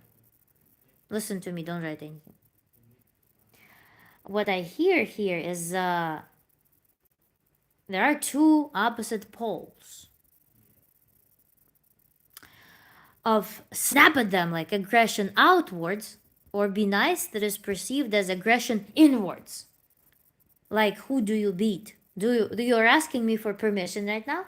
You're asking me for permission to do something with this aggression, because it's unbearable to keep aggression towards yourself. So you are on an axis right now with this trigger. You're not in the space with this trigger, okay? There's a big space in your life. But for some reason, you entered this axis on which the aggression bounces. You either push this aggression, either launch this aggression on this axis towards that trigger, or you are launching this aggression, swallowing it, dissolving it in your body towards yourself. Let's think of a different perspective, how you broaden the space and you escape, you remove yourself, you make yourself bigger from than this axis between you and the trigger. This very potentiated, very electrified, focused system. Do you feel it? Let me know in the comments.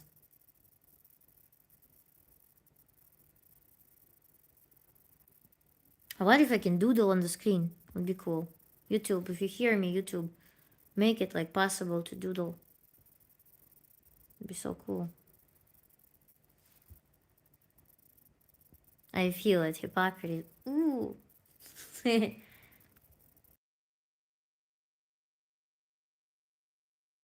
Absolutely, I'm following. So, this issue with this aggression, where to bounce it? Outwards and create some explosion, some boom.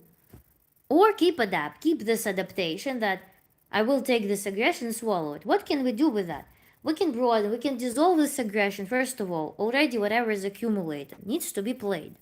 Right? Remember, we're talking about aggression needs to be expressed through the body, through the emotions. Wherever it's stored in your body, you should do some practice perhaps and get it out. Next, how to not enter this axis, this axial behavior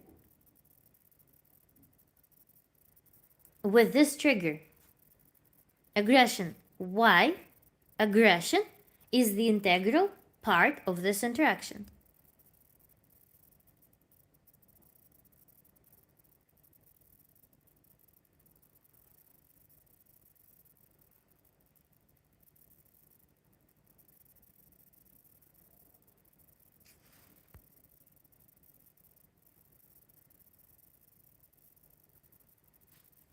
Hello, Besico, Besior, Bekior.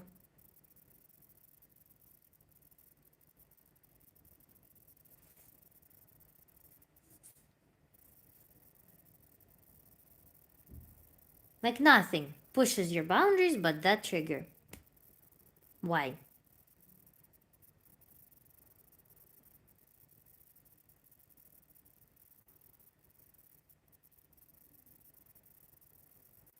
I'm cooking up some steak tacos. You want some? In theory, yes. Thank you, Kiwishka.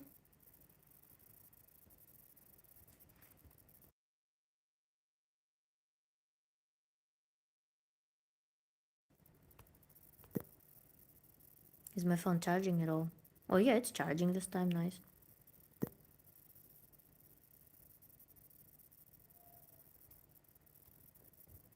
The system was here before me, and that's the way they run it. I'm changing it my way, and they hate that. Others are showing respect to each other. They want me to stop because I'm changing the culture. To change the culture, you need to understand that you need to be. Remember, we're talking about ill systems. You need to use discretion to what extent you want to be invested in an ill system. Because if you are, unless you are capable, you understand that you're fully capable of fully committing yourself and taking responsibility for the system, for full restructuring of the system, and for maintenance of the system. Unless you feel that readiness to do that, then it is pointless to keep feeding the wood into this furnace, in this wood stove. What the hell is this? Tantra coach, tantra therapist, live stream. I am now working with 95 SR on the topic of basically probably at this point unplugging from some triggering, heavy to handle, obnoxious system.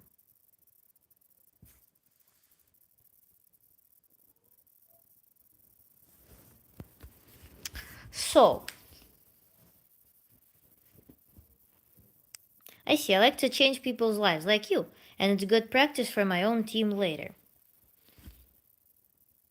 Well, your aggression, your desire to distract something, may not be the best strategic choice, because right now you're battling the things. Your ego has an ambition, but is it the proper spot to locate it? Another big mechanism that you're working against is already accumulated aggression, the fatigue from the system that you're not fully controlling. The fatigue from the system happens because you cannot fully commit to it, you cannot gain the benefits from the system.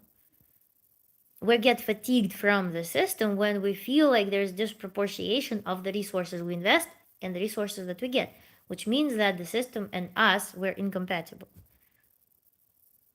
We're interacting with the wrong system. So you have your personal incentive right now, you have personal feeling that you need to dump this aggression somewhere. The great own, hello. And you have this desire to do something good for it. But is it really that? Like, what does your strategic self tell about that?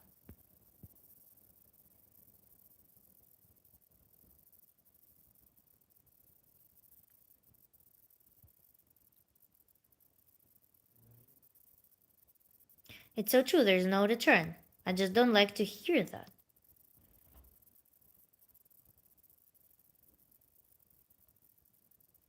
Energy is good, it's just channeling to the right outflow that's difficult, yes.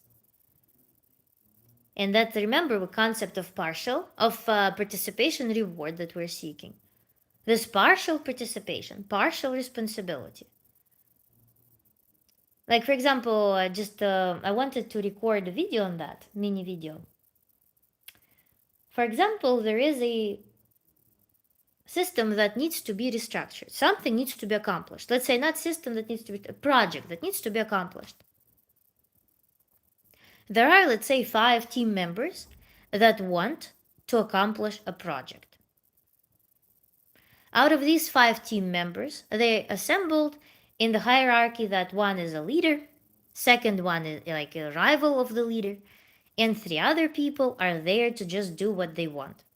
They just take some instrumental roles. And for example, the leader is the one who is more responsible for this project than everybody else. The attitude will be so different. For people who feel like, for people for whom reward system is not the accomplishment of the project, successful accomplishment of the project, people who in this work seek certain personal validation, some ego validation, they will be performing not efficient actions. They are going to, for example,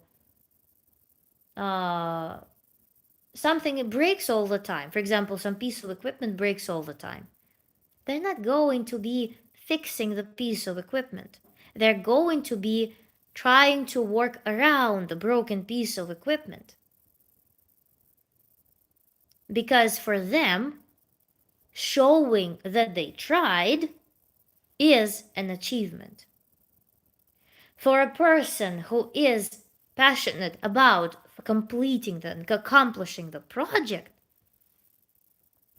they will be going and thinking globally. For them, the achievement is there and then, which is accomplishment of the project. Their actions will be totally different. But the person in this group of 5 people who is there to fulfill certain ego needs, they will perceive working hard on some dysfunction as an achievement. So they're motivated by having they're motivated by fulfilling this thing in a dysfunctional system, and they will not be contributing to accomplishment of this project. That's the distinction. What you are getting there. If your reward comes from effort, suffering, endurance, you endured, you understood that you did, okay, I did a great job. If at that point you feel like I did a great job, then the point of achieving something good, some global goal, smears. You don't notice that. You already achieved it, the reward happened. And if your goal is to make something work, if your goal is to build something, it's there, it's that goal. Then you're not some ego satisfaction, some like little complex satisfaction. You're going to be thinking very strategically towards that thing without some half measures, without trying to, I don't know, to make your life harder, just to feel the substance of experience.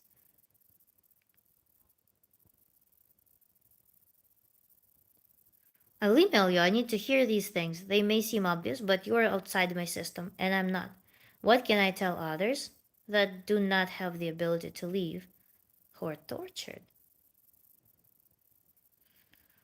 You can hire me, by the way, 95SR. If you have a handle, I'm familiar with corporate world. I'm familiar with industry. You can email me. I can conduct you. We can agree. I can send you a quote for a corporate event. If you feel like your department can benefit from some consulting, from some like leadership matters, I totally will be totally up to working with corporate clients. Half measured, yeah,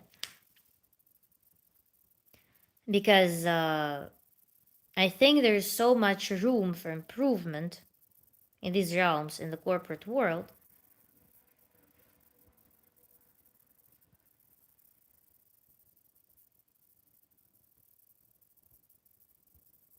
to make also, by the way, and one thing that I would be passionate about, to make the intentions, because corporate world often carries this, okay, it would be probably difficult to work with, in the sense that there's a lot of political thing going on in the corporate sector, but at the same time helping people with achieving honesty with their intentions is something that I'm very passionate about.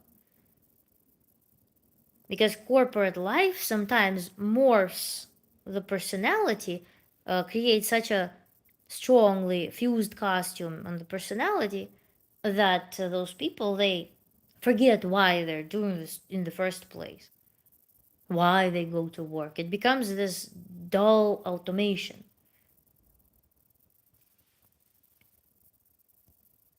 I'm with ya, yeah, cool. There's limitless room for improvement, that is true. Why would not every person reason be for selfish ends? Passion and ego are exactly the same. Euphemism for the same word.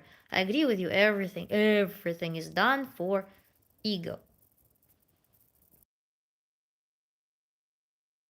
But the problem begins when ego becomes a barrier in human life. When there is some mistreatment, misunderstanding, or too strong attachment, or traumatized components of ego that prevent humans from adequately assessing the reality and connecting with their desires, and hence harvesting energy for action and for enjoying life.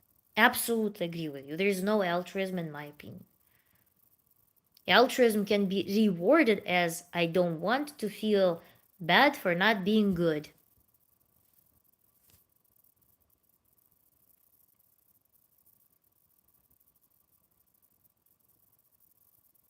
Or even when something feels right.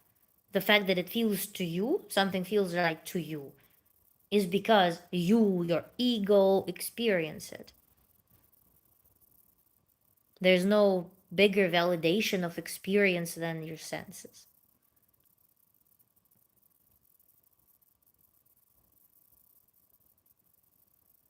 Typical Zoe. Good boy. Are you a dog owner or something? Yeah, there is also a difference between an obstacle and something that's just an excuse or something of that nature that definitely creates a sense of doubt.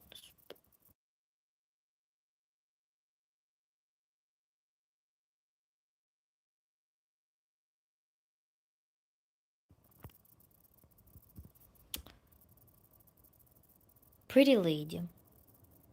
Lamel, thank you. You look like Shakira.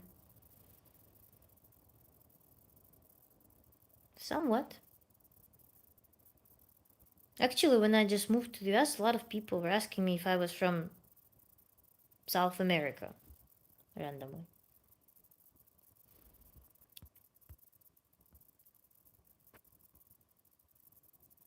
Yeah, 95. Sorry, actually, yeah. Email me, yeah, we can. Борзой, Зой не наш.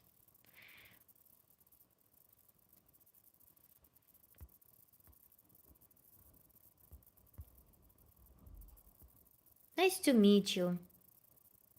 Nice to meet you as well. 95 star, how do you come to understand these systems so well? Years and years and years and years of exposure analysis and also systematic, I guess, systematic training as well. What's your email, Grill? My email is um, info. If someone wants to, by the way, type it in the chat, I will pin it for everyone. Info at rawformoflife.com.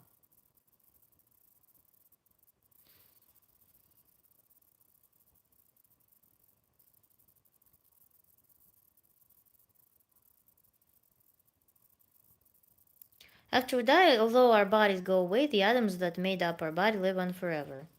I mean, for life, for experience of life to exist, we need protein molecules. So even though it sounds like a fun concept that everything is assembled from the same atoms as during the Big Bang, it's still the experience of life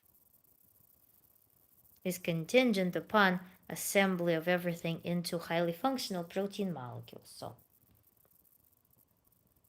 protein, lipids, stuff like that.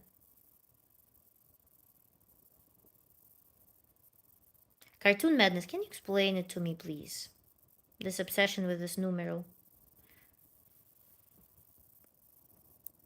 Freak out and EMC squared is the truth. We're vibrating light. Sure.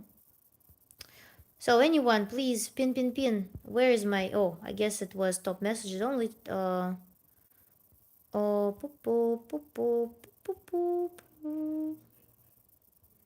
no one wrote the email address. People, hey, write the my email. I'll pin it. Info at rawformoflife.com. I will pin if you get it right. I did. I don't see it. Even when I remove moderation. No, it didn't. I put all messages and it didn't show.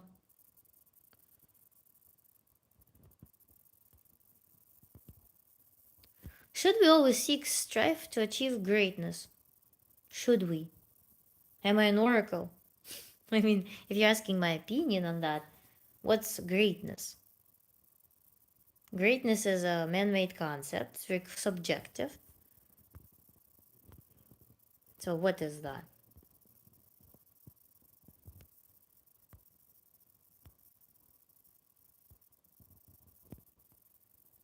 Why did you come up with this question?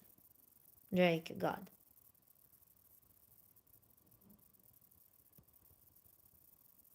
Мадам, в чате нельзя написать имейлы.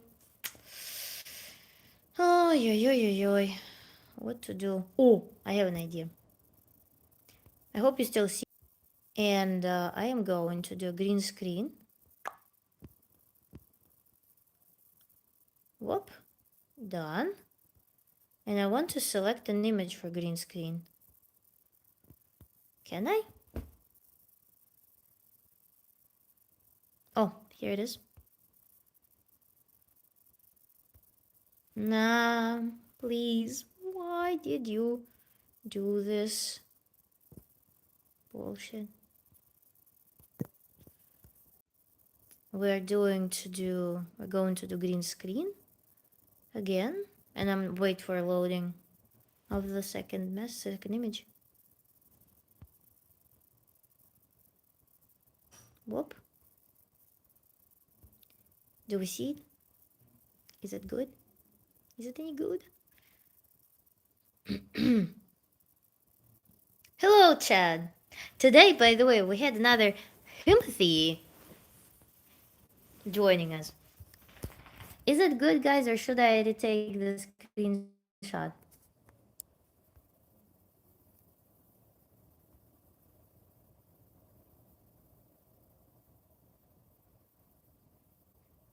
Can kind of see. Okay, let's do not kind. Greatness is more importantly an attribute that belongs to the miraculous God who does impossible things. He turned the staff into a snake monkey.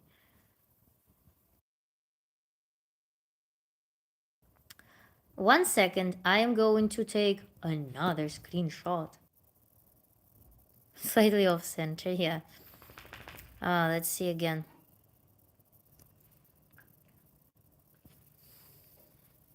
Another chat asking strange question. Yay! Ух ты ж! I hope it's correct now. So, rawformoflife.com. So yeah, email me, guys. I'll be now that I know Sandra Circus's experience. I know that the emails can go into spam. Yes. Should have put logo.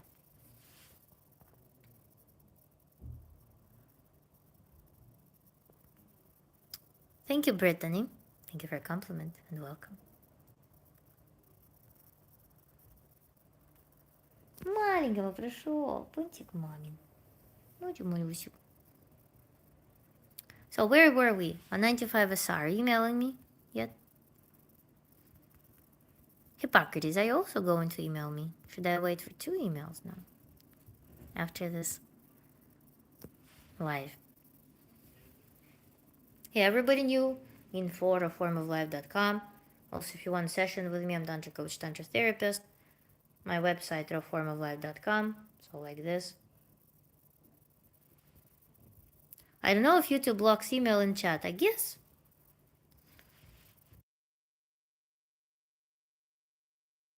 Green screen saved it, I guess. Should use all the tools that we have.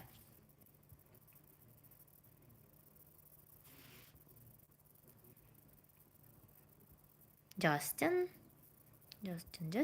Where is my friend who asked about greatness? Should we? Drake God. Do you agree or not? And what's your take on that?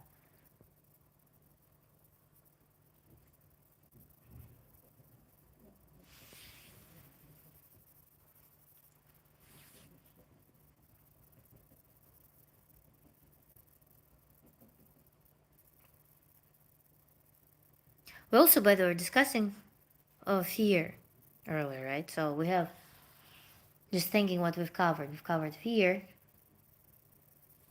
Fear is such a cool topic, which is so linked to self-betrayal as well. It's insane. Jeremy Johnson, I love your voice. Thank you so much.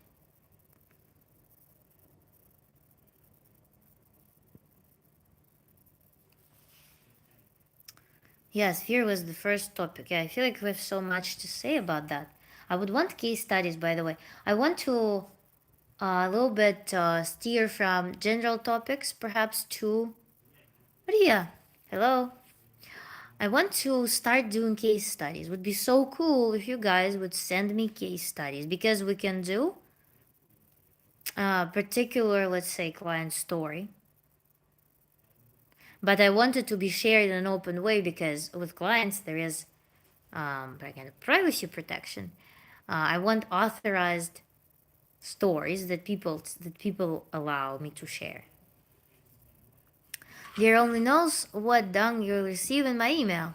A lot of dribble nonsense amongst an actual questionable topic, but you'll get one. Move out of your parents' house, get a real job. Larry Cambron. What's real job? And also, I moved out of my parents' house, which was not a house, when I was 16. So,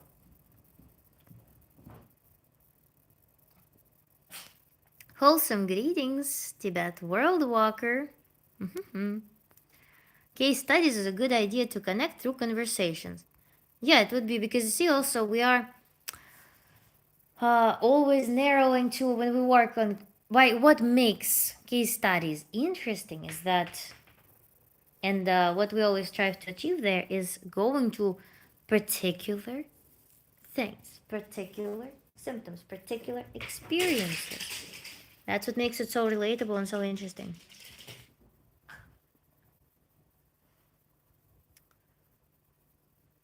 What's the craziest thing you did to an ex-boyfriend?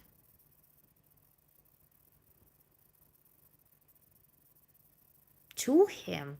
It's always like mutual experience, I feel like. I don't know. We should be asking him. We can possibly relate to them as well, I'm sure. Yes. Yeah, I was living on my own when I was 16 too. I was living with friends. I was living in the dormitory.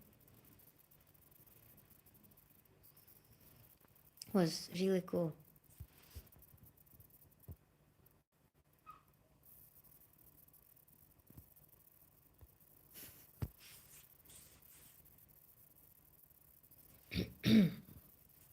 I'm her ex. She told me to shut up. What do you know? Unlikely.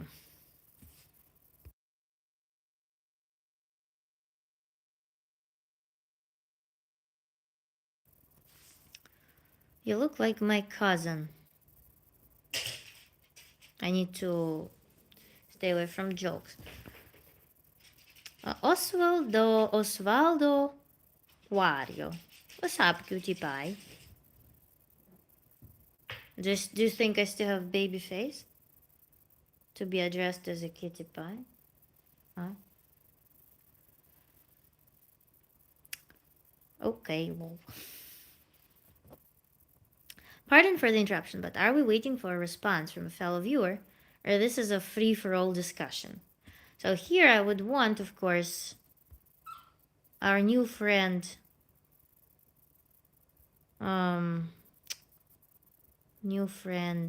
was our new friend? Drake God to respond, but probably they left the chat.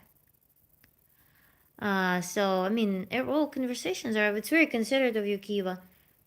But kind of, we don't have a policy to restrain ourselves, in the chat. So we have policy of freedom here. But I appreciate the consideration. SR95SR probably went to write email, so.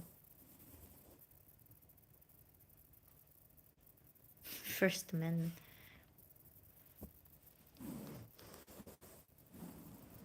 Of course you look at your boy. Pew, pew, pew.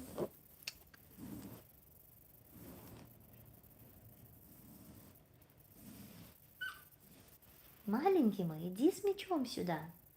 Солнце мое. Неси сюда мячик. Woo, midnight. Now we'll take a tea break. And I will probably be wrapping up and actually going to sleep because I'm trying to hit my normal sleep schedule.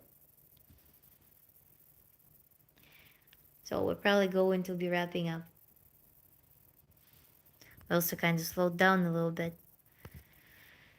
Oh, so what did we cover today? We covered today the topic of me going in the mountains for a charge, Tantric lifestyle. Tantric lifestyle and our fun methods of embracing. What was cool about that, the element that brought me to the mountain was that I had this super unambiguous intention. There are a lot of things that I do. Of course, they need to be filtered through the reason, but um, the thing that I practice a lot is impulse and action.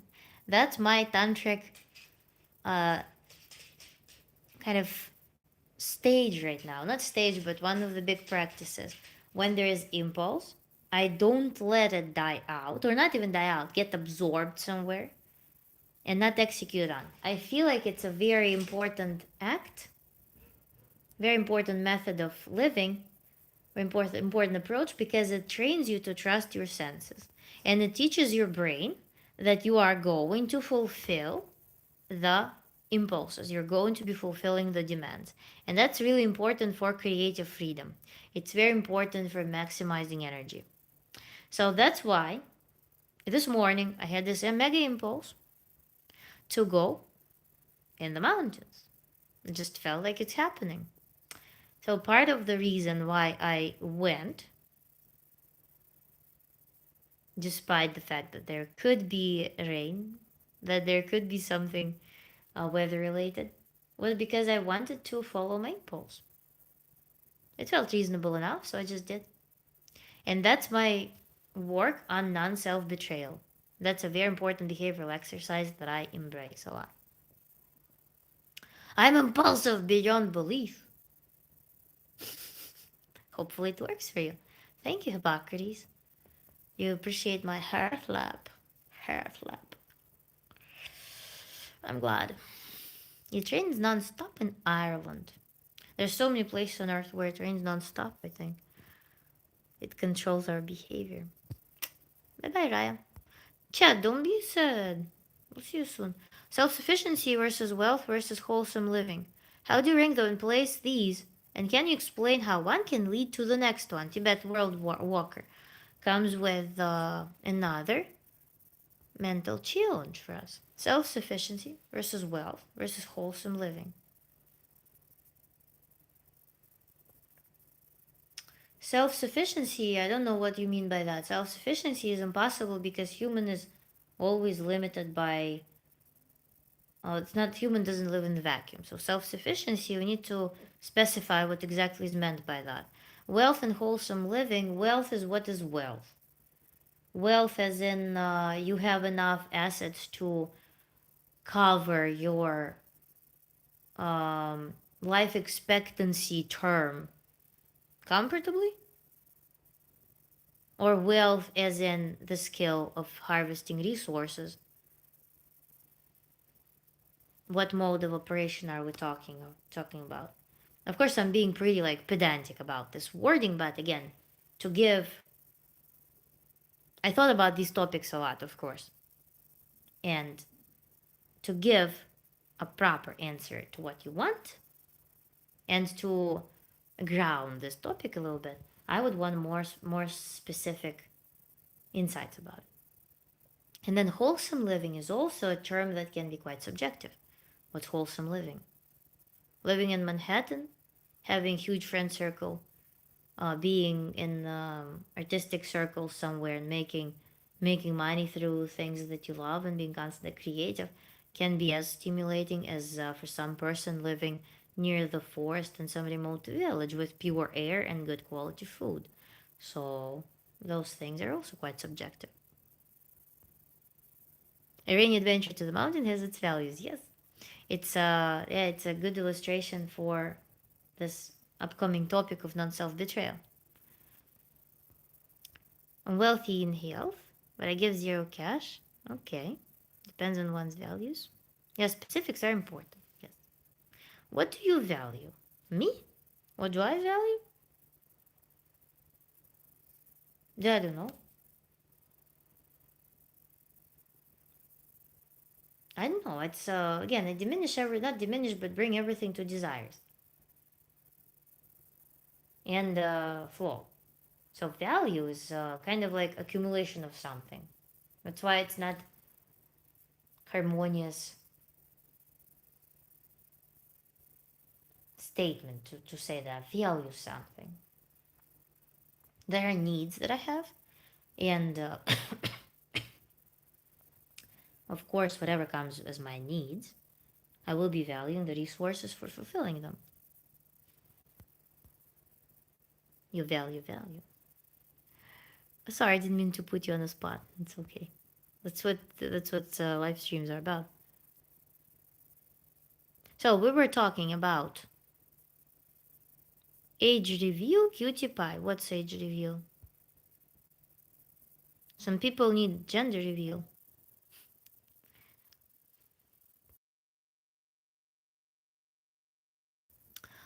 So we covered the topic of fear. Fear. And it's then topic of illusion versus imagination. The distinction. The context matters. The fear then is a normal function, then fear is a pathology, as a phobia, as an inhibition. And then we started talking about the case studies. What was our case study today about fear? What was it? 95 SR was talking about building better projection. And we again circled back to our dysfunctional systems and feeding dysfunctional systems and working with aggression. I like the visualization of having like being on an axis with some trigger as opposed to having the trigger in the rest of the space to diffuse the value of trigger and exchange of aggression, diminish its need. What did we discuss in terms of fear? Fear and faith. Fear and faith was an interesting one, very telling actually. Fear of faith, we discussed feeling knowledge slash faith or belief that is like something that sits in between, that people are not, for example, brave enough or confident enough to, actually, I want to add to that. What if that is a lack of trust to yourself when people say, I believe or I feel I have faith? Lack of trust in their own senses, lack of connection with their senses, lack of confidence in their knowledge that they say, I believe. I'm not convinced that I feel it. I myself, I'm afraid to feel it.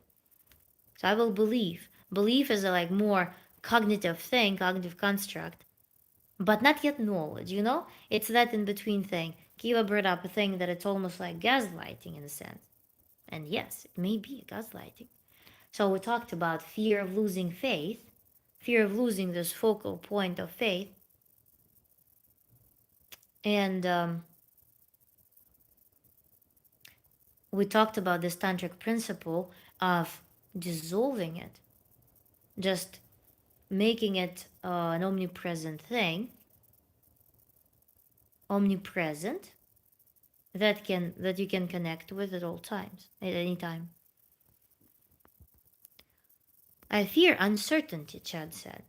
That's a wonderful observation. We can talk about it in the next stream. Drop it in the comments because we're already kind of wrapping up. Hello, I just realized that you're certainly not an authority on anything. Just realized, so you were analyzing it through what?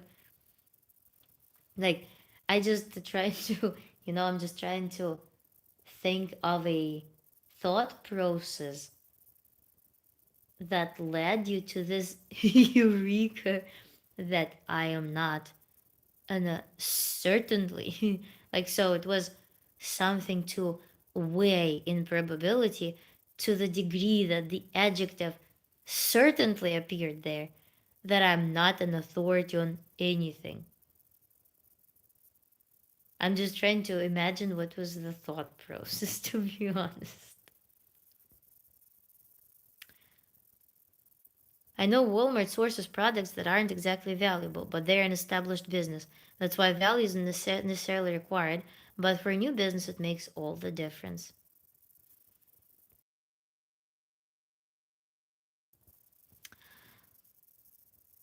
Who's trying to be an authority? She's Scaring your thought process. It's difficult to take you seriously with that goofy face. I don't take me seriously. There's no command that you need to take me seriously. Like, don't. But also take me seriously. Um, why do you need to take me seriously when you can hear my words and you can hear that, okay, that makes sense, and you can hear some other statement, you will be like, no, that does not make sense. You can use your discretion, there is no need for permission to take my words seriously or not, just on the basis of my looks. You're revealing a lot by saying that. It was a nice brainstorm, much like the storm you weathered for those storms. Yeah. But pros appreciate we get basically a walkthrough of it. Thanks to Madam. Thank you. Have a lovely face, not goofy at all. Natural beauty with no need for no makeup. Thank you so much, the Antoine Fisher.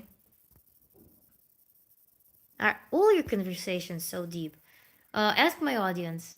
I think that we're pretty consistent with the intensity, but again, sometimes I do more like relaxed streams, for which I just we just go with the flow. But oftentimes we have a lecture portion in the beginning.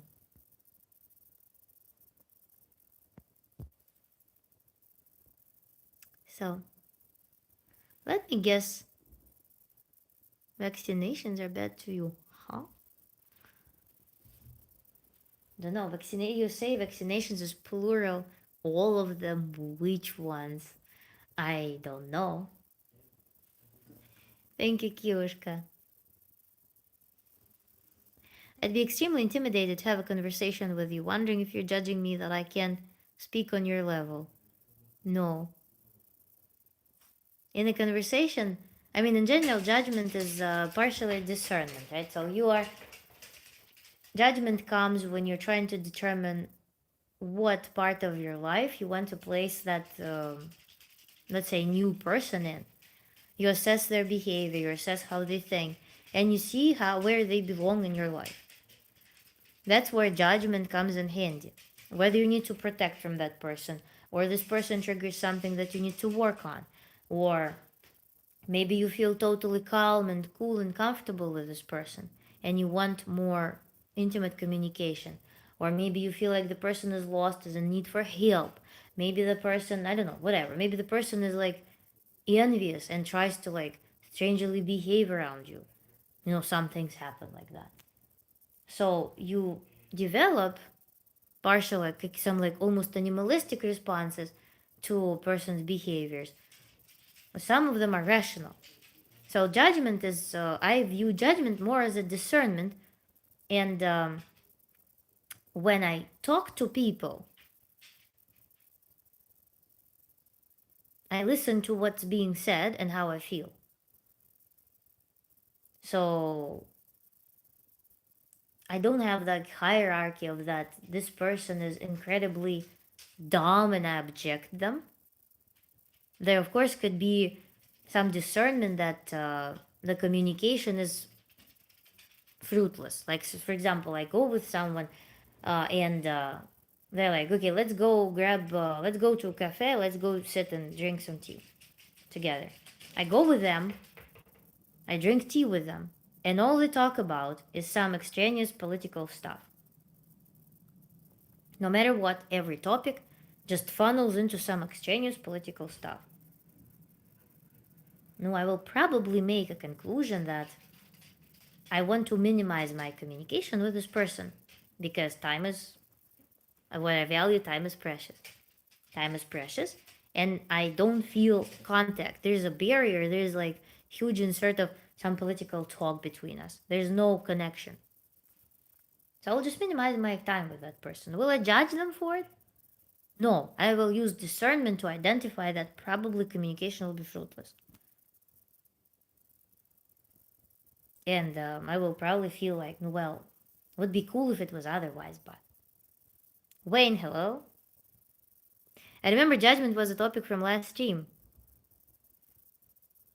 Okay. I think we talked about it, how to use people more in detail. So this intimidation thing, yeah, it's lack of permission to just be yourself, I would say. Just to do what you want, which is in part self betrayal, which we'll be talking about next time. Hello from Indiana, Daniel. Hello. Yes, Kiva confirms. Just cheat channel with open mind and respect. It's the mentality of these people. So not see you as a position. Some see you as a position. Some see you as an actual competition. Some want to compete against you just for the sake of competition. Frustrating to watch.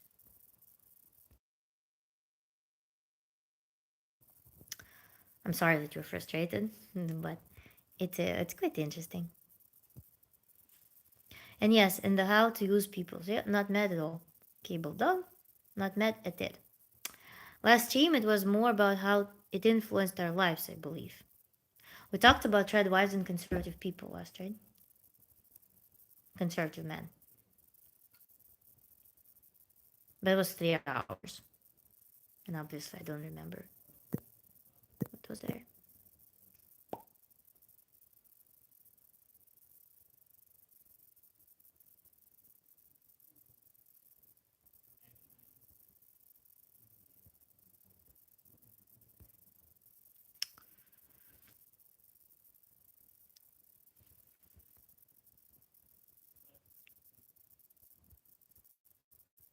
So, the Antoine Fisher. No worries. Again, I'm also tantra coach, tantra therapist. I usually position myself as such in my live streams. There is an element of show, of course, but when people come with their open mind, when they are with their vulnerability, I respect that, and I try to create safe space. Of course, since it's a public sphere and not a personal one-on-one consultation, I cannot guarantee that you will be met if you bring something up, something personal, that you will be met just by everyone in the audience with the level of acceptance as a tantra therapist, tantra coach will. But on my end, this is the basic fundamental ethics. So there's no concept about that. There is no question about that. We dealt, if you stick around, sometimes there are cases when people who I work on, whose issues I work on in the live stream, sometimes we warm up to that process when we take an issue and we're going actually doing the session with them online, on live stream. You will see that I do absorb frustration of people, that I do contain their upset, their emotions. This is a part of my work. And this is, again, fundamental ethics. There's no judgment. And again, I position myself as a coach, as a therapist here, not as a just a conversation thing.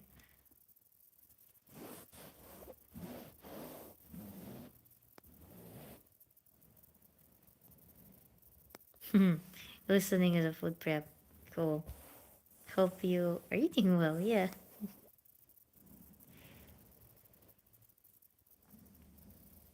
Adam, well, thank you. How are you? So, guys, let's probably sign off because I want to show to my brain that it's nighttime. Then I need to turn off the lights.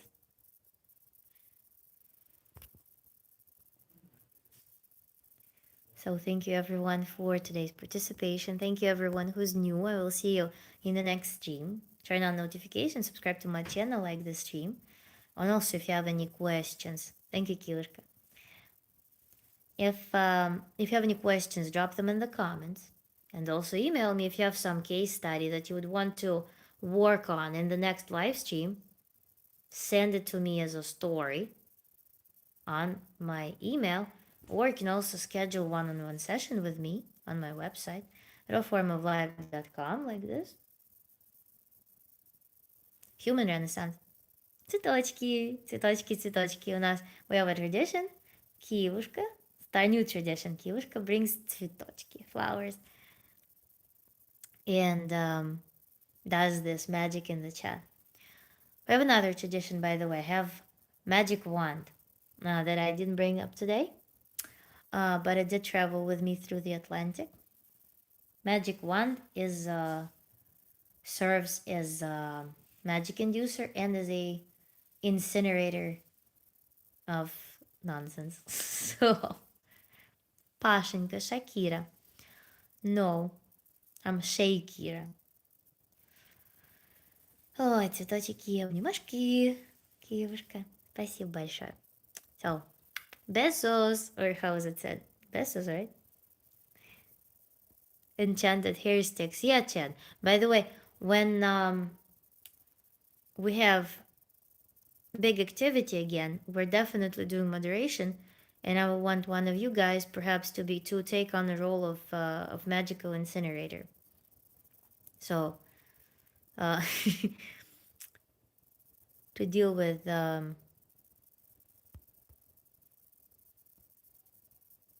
cool people. Come to Germany. I don't know. Oh, this is a cool color scheme, Kiyushka.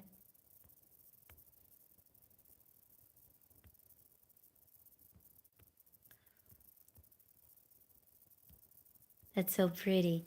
Thank you so much. Okay, then don't come to Germany. I don't know why Germany never appealed me as much. I don't know why. Alrighty, bye bye, guys. Good night to everyone, or good whatever. I'm lost in time. Bye bye.